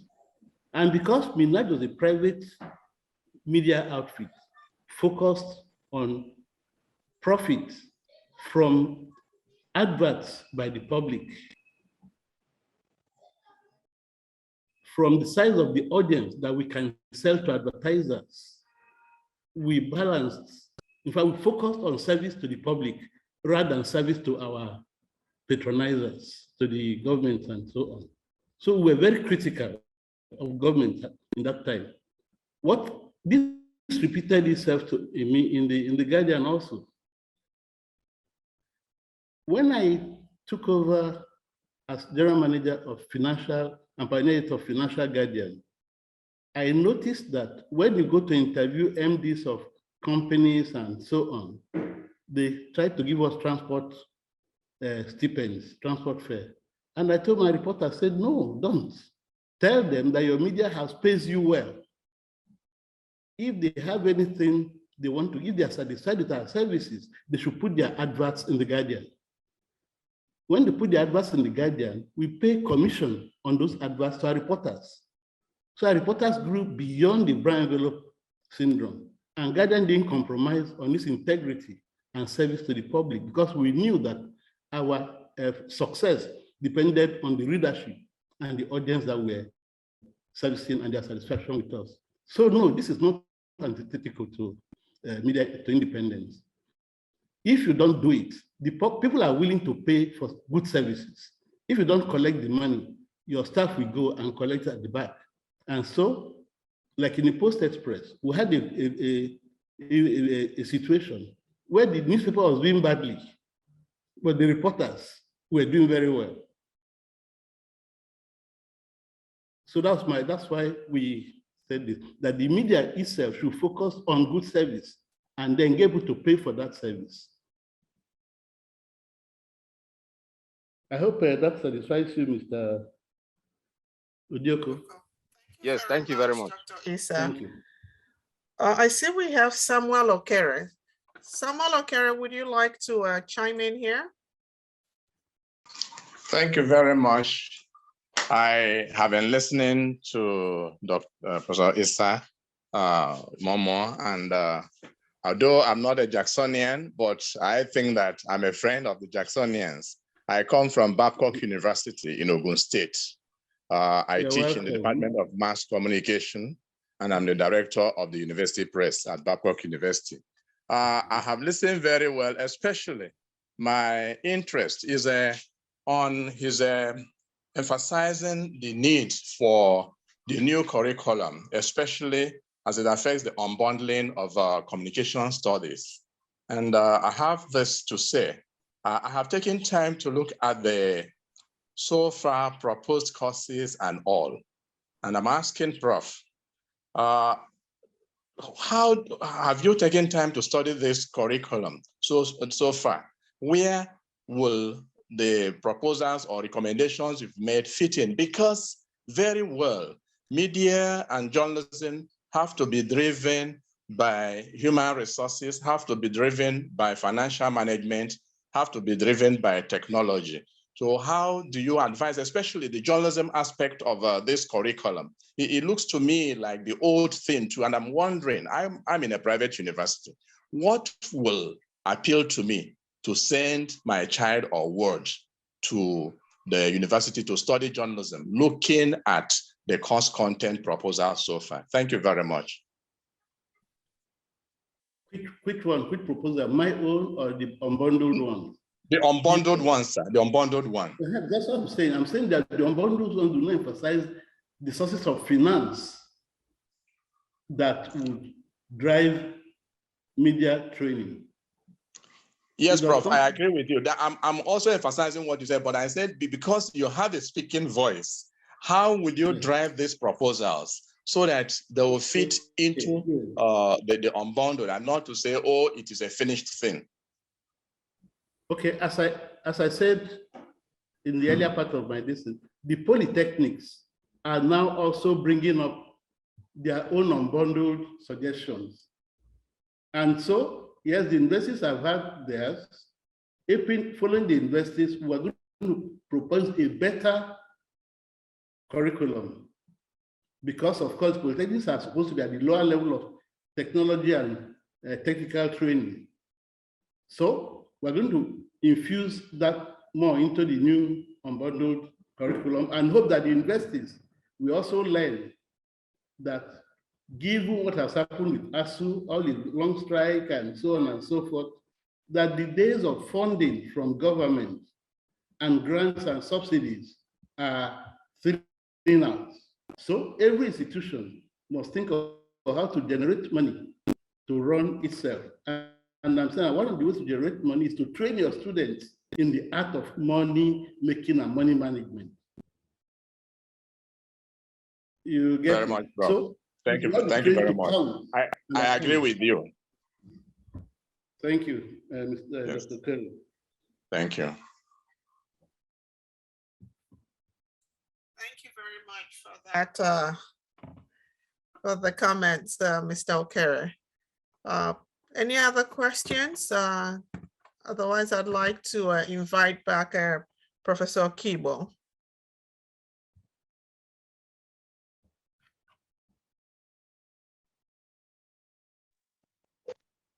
Professor Chinedu, would you allow me to talk before Professor Kibo, who is a more experienced person? Of course, Ugo. Just go ahead and chime in. Let me talk before. Yeah, okay. Again, I want to appreciate Dr. Issa Momo for the work he has done and for the light he has brought to some issues concerning media entrepreneurship.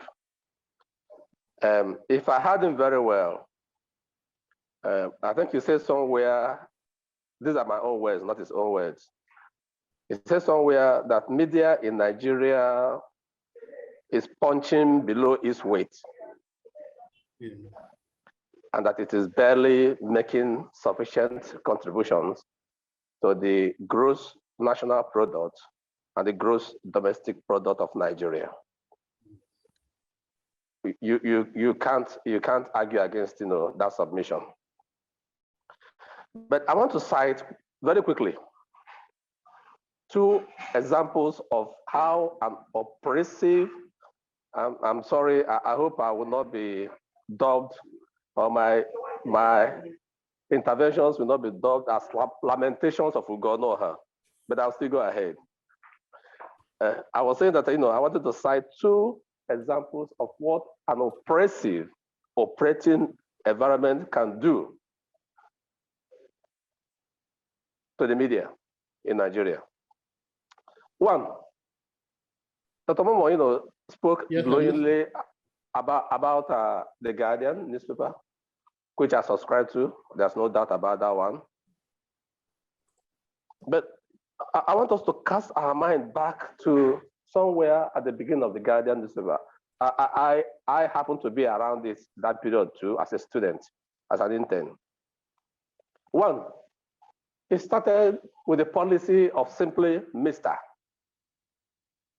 No matter who you were, no matter the titles you have garnered, whether PhD or high chief or double chief, everybody is simply referred to as Mr.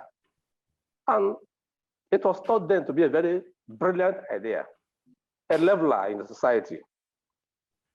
I know also that some of us recall how that policy vanished from the books of the Guardian. In case some cannot recollect immediately, let me just give a brief. The Guardian had a case that was challenging. That's a legal case that was challenging. And he went to give the brief to the man that used to be called the law, Chief Rotimi Williams. And part of what we had then, I cannot swear with that it is the correct position. But what we had then was that Chief Rotimi Williams told the Guardian that he cannot be referred to as Mr. That it was unacceptable. So part of the condition to accept the brief was that he should be addressed properly. And that is not history because he came to pass. that policy died. Secondly, another example. We have a brother who was a winner of Pulitzer Prize in America, highly coveted. He came down to Nigeria and set up a brilliant newspaper, The Nest, if I recall it correctly. And it was focused on doing practicing real journalism. He broke stories without let or hindrance. The newspaper was not bothered about those who felt offended as long as their stories were truthful and accurate.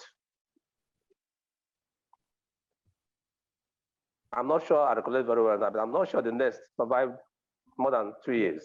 1 year. So The Nest went out of circulation, Yeah. not on account of unprofessionalism, not on account of the poor quality of their contribution to Nigerian journalism, no, but on account of the powerful in society and on account of advertisers, corporations, who felt, that no newspaper had the right to publish adverse stories against them, even if the story was true. And they stifled The Nest.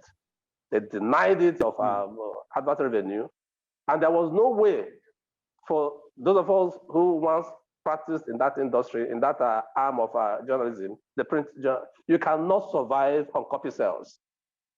You just cannot survive on copy sales. In fact, copy sales hardly cover the cost of production of each newspaper, hardly. So, and then beyond starving The Nest of advertisement, someone has also went behind to put pressure on one of the banks. I don't need to call his name, but that's not what I will call his name. The name is First Bank. Putting pressure on the managers of First Bank at the time to call in the facility that The Nest took to set up the business. These are issues with our environment. These are issues that are oppressive and that hinder professionalism. Number 3, media ownership impacts on professionalism. We can live in denial, but that is the reality. I've been privileged to operate at a fairly high level, and I should know what I'm saying. The interest of the owner of the medium cannot be sacrificed on the altar of professionalism. We can tell ourselves, oh, if you don't want to accept it, you can walk away. Walk into where? Walk away to where? To your home, to your wife and to your children, and to tell them stories? I'm sorry, I don't want to justify, doing the wrong thing. But we must accept reality. This is the reality of our situation. You can't walk away. In an environment, in fact, when I was active in journalism, the environment was even better. That even if you walk away, there's a chance, at least 50% chance you can get a job elsewhere. Now, it is no longer so. It's getting worse by the day. When you walk away from one job, where do you go to?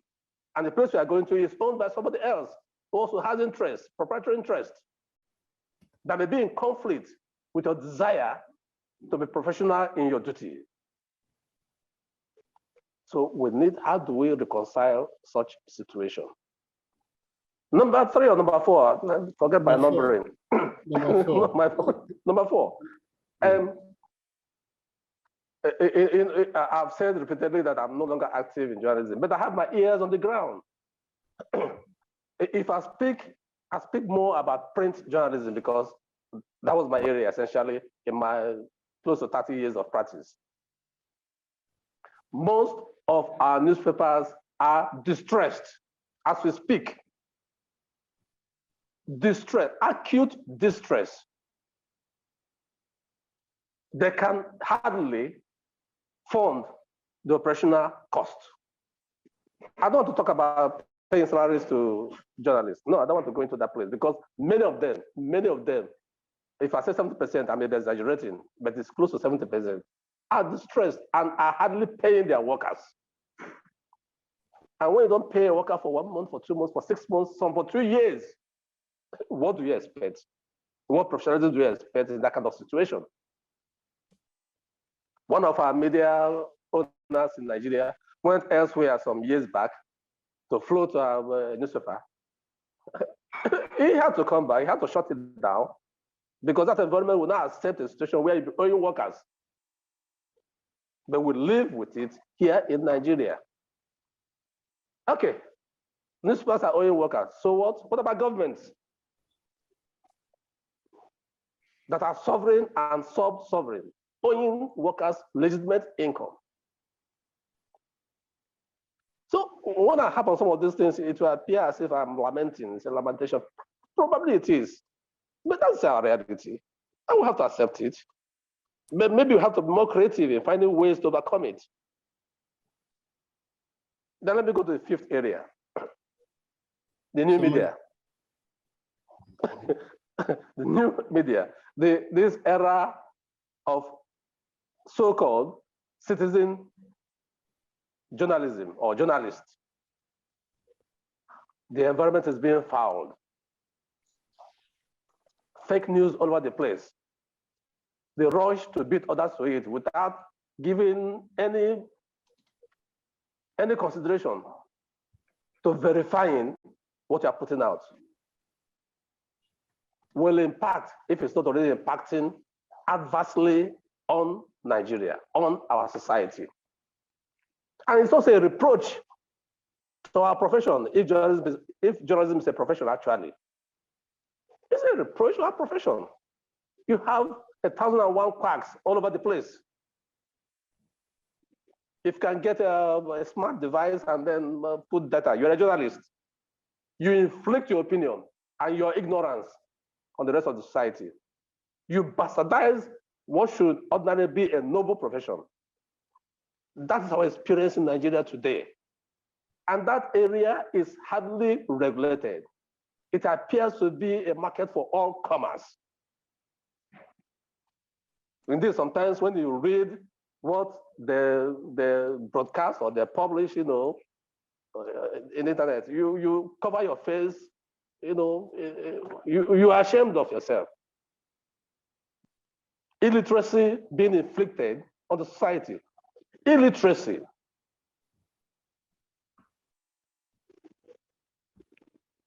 And I must say that our colleagues in the academia are doing their best, because I don't know who to blame, whether the teachers or the students who are not even interested in what they are teaching. As I said, I was managing people at a time while I was in active practice. You see those coming in as fresh graduates or even interns to our institution that are barely literate. They are barely literate. They can construct a sentence, short sentence, not a long one.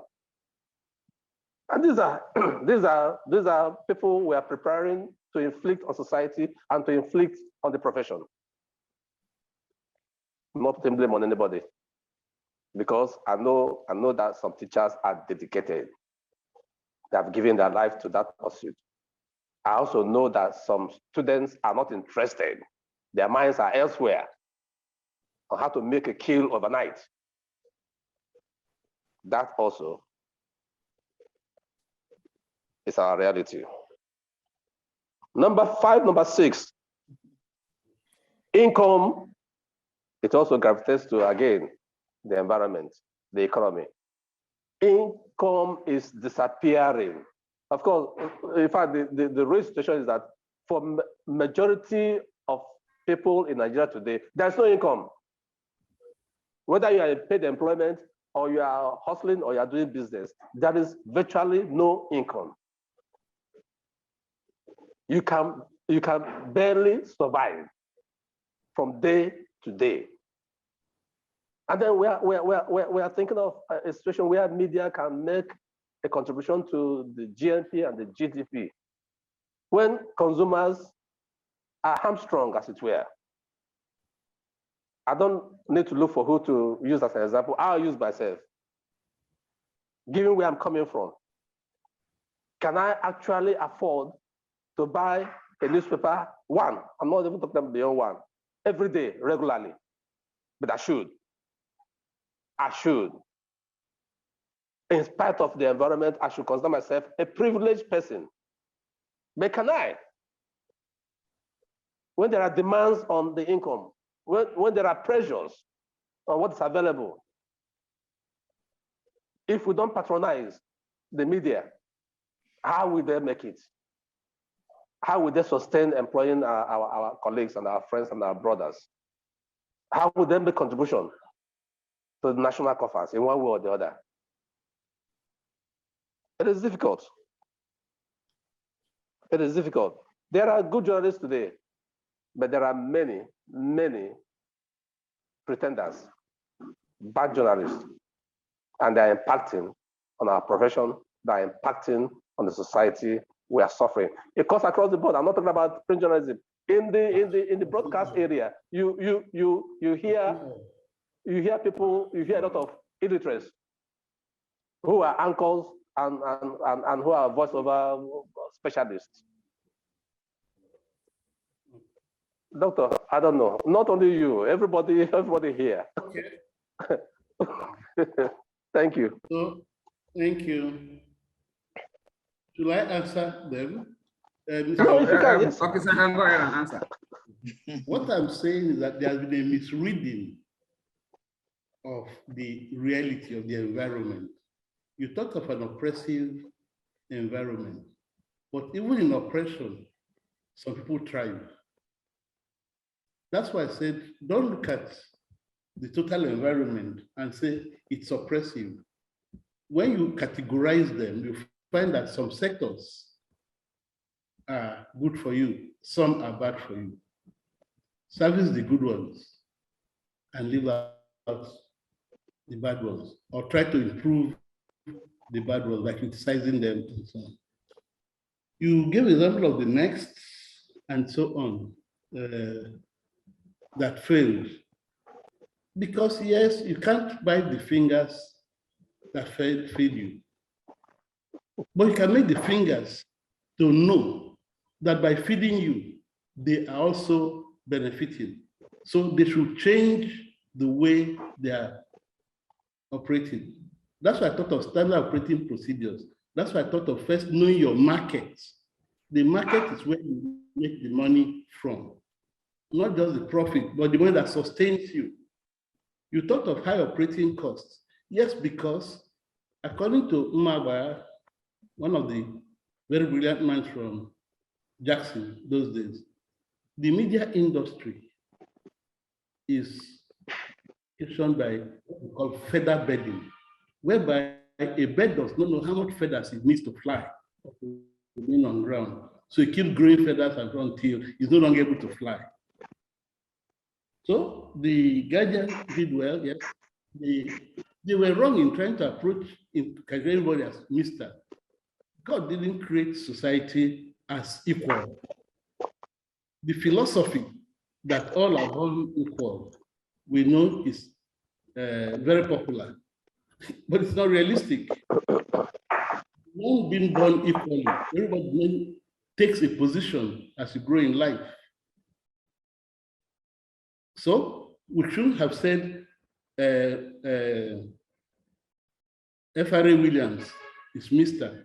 And when he says he couldn't represent them, they could have gone to Ganifa or somebody else. I didn't say media should be a leveler. Media should be a leader towards the good values of society. Professionalism is an ideal. Are ideals wrong? No, but they are attained step by step. Ideal does not mean operating from the highest height. For example, God knows that we need sustenance, but the first level of sustenance God gives us is the air. He didn't go straight to give us food. He gives us air, which is free. So once you are breathing, you can be sure that you survive. The next level of sustenance is water. And water does not cost as much as food. Then even the food that you need, you can go from protein to carbohydrates to fat and so on. So it gives us a menu that we should choose. What I'm saying, media practitioners, media people should move from just professionalism to entrepreneurship, to management, and then to leadership. You gave an example of things that failed. You forgot that the Punch is one of the oldest surviving newspapers in the world, in Nigeria. You forget that the Tribune is still there and waxing strong. What are the qualities of these papers? The Punch, beyond Samamuka, was led by an accountant who set up a good financial and business base for it. The Punch moved into its facilities about 10 years ago without borrowing from a bank, from good management practices. The Tribune, because of the Awolowo family tradition and so on, also has kept the tradition of saying, yes, Awolowo was a capitalist, was a social capitalist. So that's what the Tribune opposed till now. The oppression in our environment actually is also led by the media. The example of this that you give, that went to South Africa to set up a media outfit, and because he was doing his staff, they had to drive, he had to run from there. So a lot of media owners are bad leaders.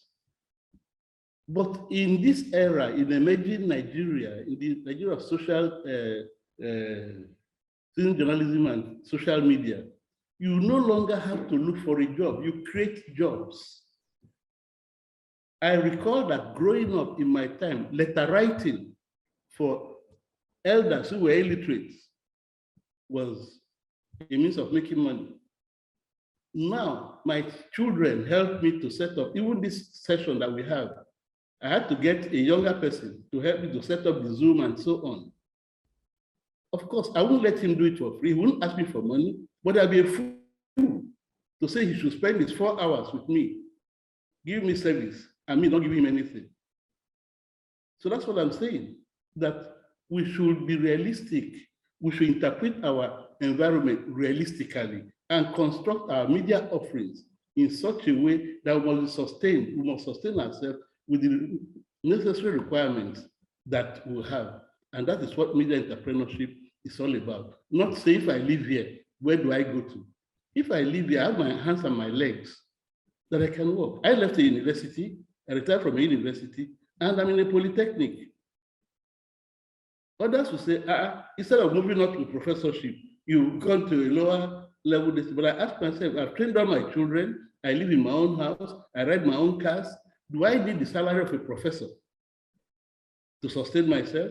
So why don't I go and nurture younger people in a new field where their hands and their brains, rather than their idealism, will help create a new Nigeria? So I'm asking for a rethink beyond professionalism.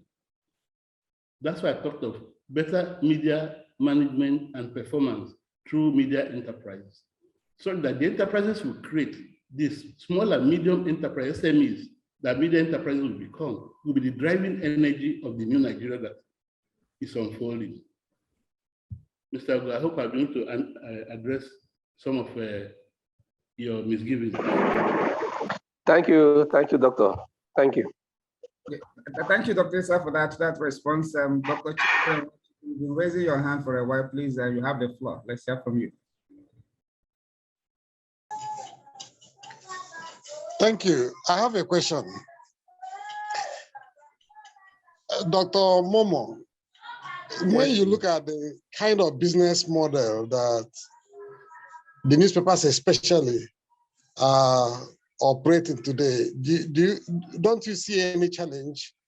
Because the media have always thrived on revenue from advertisements. And today, all media houses are competing with bloggers and social media influencers for advertising revenue. And then on the other hand, you have a situation where almost all newspapers are available online and people will go there and they read free of charge each day. And so that even the little money they used to make from copy sales is no longer available. What do you think is the future of newspapers and other media establishments, considering the kind of challenge they face today in attracting advertisements? Thank you. My brother Chidebere, I think the confusion comes from our traditional understanding of newspaper. That this must be news on a paper. That it must be hard copy. When they buy the paper, what do they take from it? The content, isn't it? And they throw the paper away.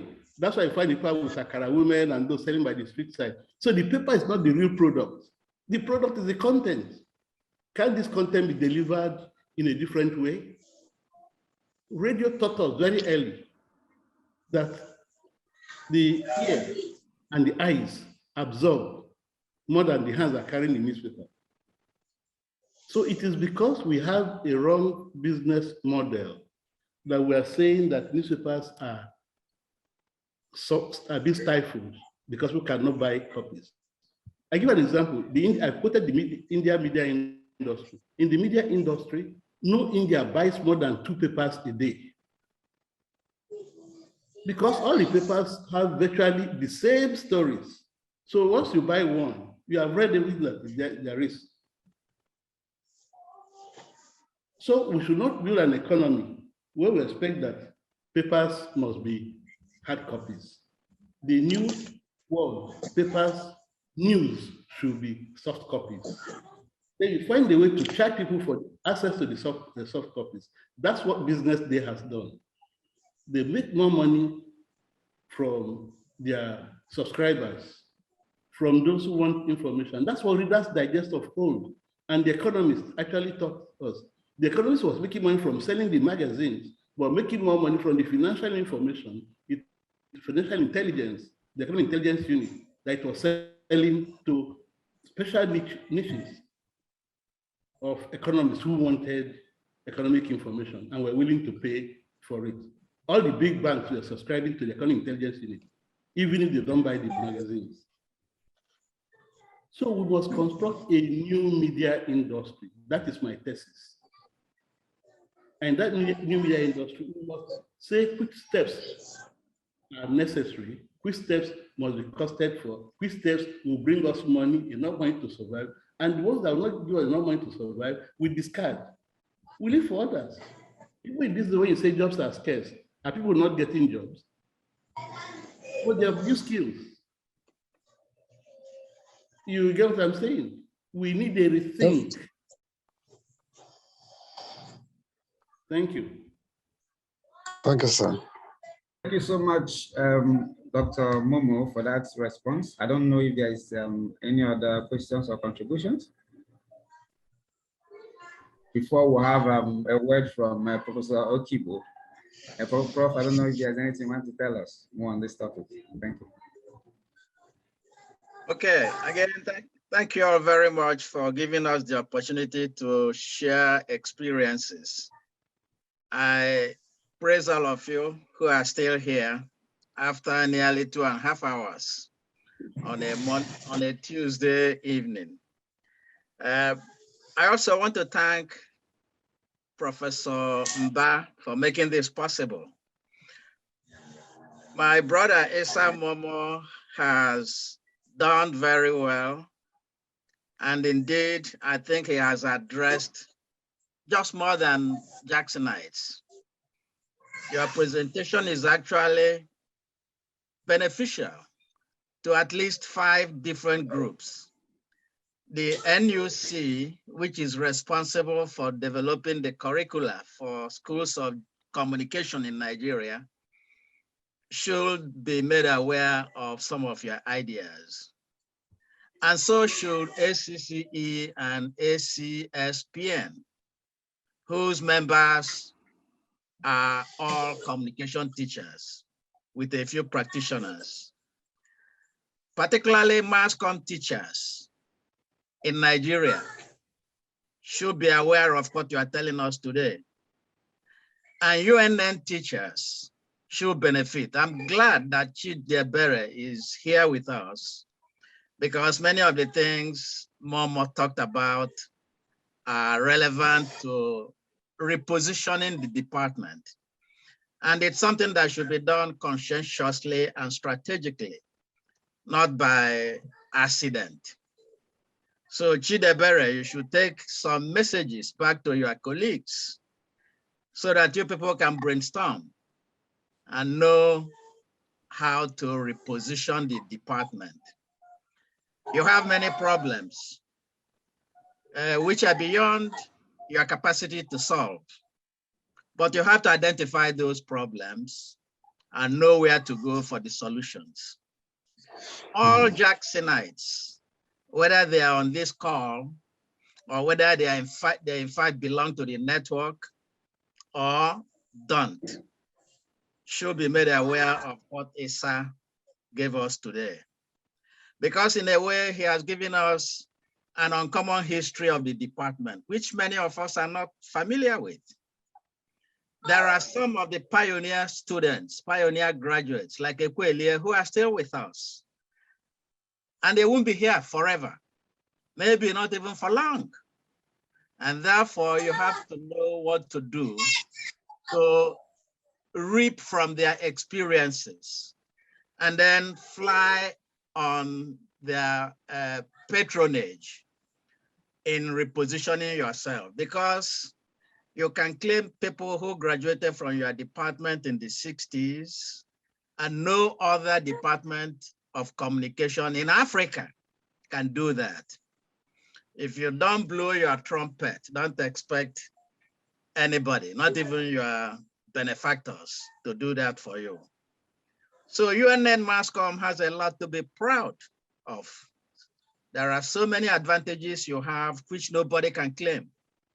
But unless you burnish those advantages, people may not even know about them. I think Issa's presentation is so rich that we shouldn't just go away with copies of what he will send us. I will recommend to Professor Mba, Ugonoha, Mayor, and the others to seriously consider developing a monograph from this presentation. Turn it into a 50-page or 60-page or 70-page publication. It's not going to be a textbook, but it will be a document that will be very useful to researchers, very useful to Jacksonites in knowing how they started, very useful to non-Jacksonites to know that it is important for graduates to be proud of their alma mater. And in being proud of their alma mater, recognize people who graduated before them. Because that's how you establish legacies. And that's how you establish long-lasting traditions. If we don't do it for Nsukka, there are many universities all across Africa who wouldn't even know that it's necessary to do that. So, Professor Mba, I'm challenging you and the other Jacksonites on this call to think of liaising with Issa and build up a multi-generational team of authors. It could be not just only Issa, but it could be up to 5 different people across the generations. In fact, including somebody who is a student now, to join you in producing a monograph based on this. And in fact, Chidebere, I'll be surprised if you don't see an opportunity for a master's thesis or even a doctoral dissertation based on what Issa has presented today. It is so rich that we shouldn't just end by listening to him and thanking him for his presentation. So closing, I think all of us have benefited from this presentation, but I'm interested in what we do with it. We are not going to be entrepreneurs, all of us. We are not going to be teaching at UNN, all of us, but we can all contribute and make sure that from today's presentation, we have something that we can pass down to future generations. Thank you, Professor Mba, for making this possible. Thank you, Mayor, for being a good moderator in spite of technological hitches. And thank you all participants for giving me the opportunity to see some of you and hear some of you. And more importantly, know that even those I didn't see or didn't hear from, that you are there and you keep the flag flying. Thank you so much, Professor Kibo. I enjoyed not just what you just said, but your background is very exciting. I love that so much. It's always nice having you around and benefiting from your wealth of knowledge and experience. We are glad to have you. And I wish to thank every other person that lingered up to this time. And once again, I need to thank Dr. Issa. Dr. Issa has done a very marvelous job. We can't belabor it, but it's been nice. So I want the final closing formalities to go to the coordinator. Yes, Prof, you have the floor. So much, everyone, for participating. Thank you, Mayor. I echo the sentiments of Professor Okibo. And I'd like to thank you, Dr. Issa, for this rich presentation. It was really so exciting. We didn't plan to go this long, but everybody was so engaged that we lasted this long. So thank you very much. We will be sharing the video, the recording, and the PowerPoint slides to everybody who registered. And we intend to have a masterclass as a child birthing from this presentation. So the next steps, keep your eyes peeled and your ears glued. We'll be sending out information on what the masterclass will be all about and when it would hold.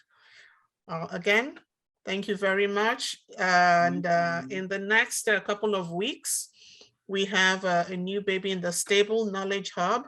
This is focused on academic, it has more of an academic focus, and we have a workshop coming up on the 5th of August. It's on action research as a tool in development. So watch out for the flyers and the email. Again, thank you so much. And we look forward to seeing you again. Dr. Issa, thank you so very much. Thank you. Thank you, Mayor. Bye-bye. Okay, be safe, everyone, and have a good evening. Thank you, Prof. Bye-bye, everybody. Okay, bye.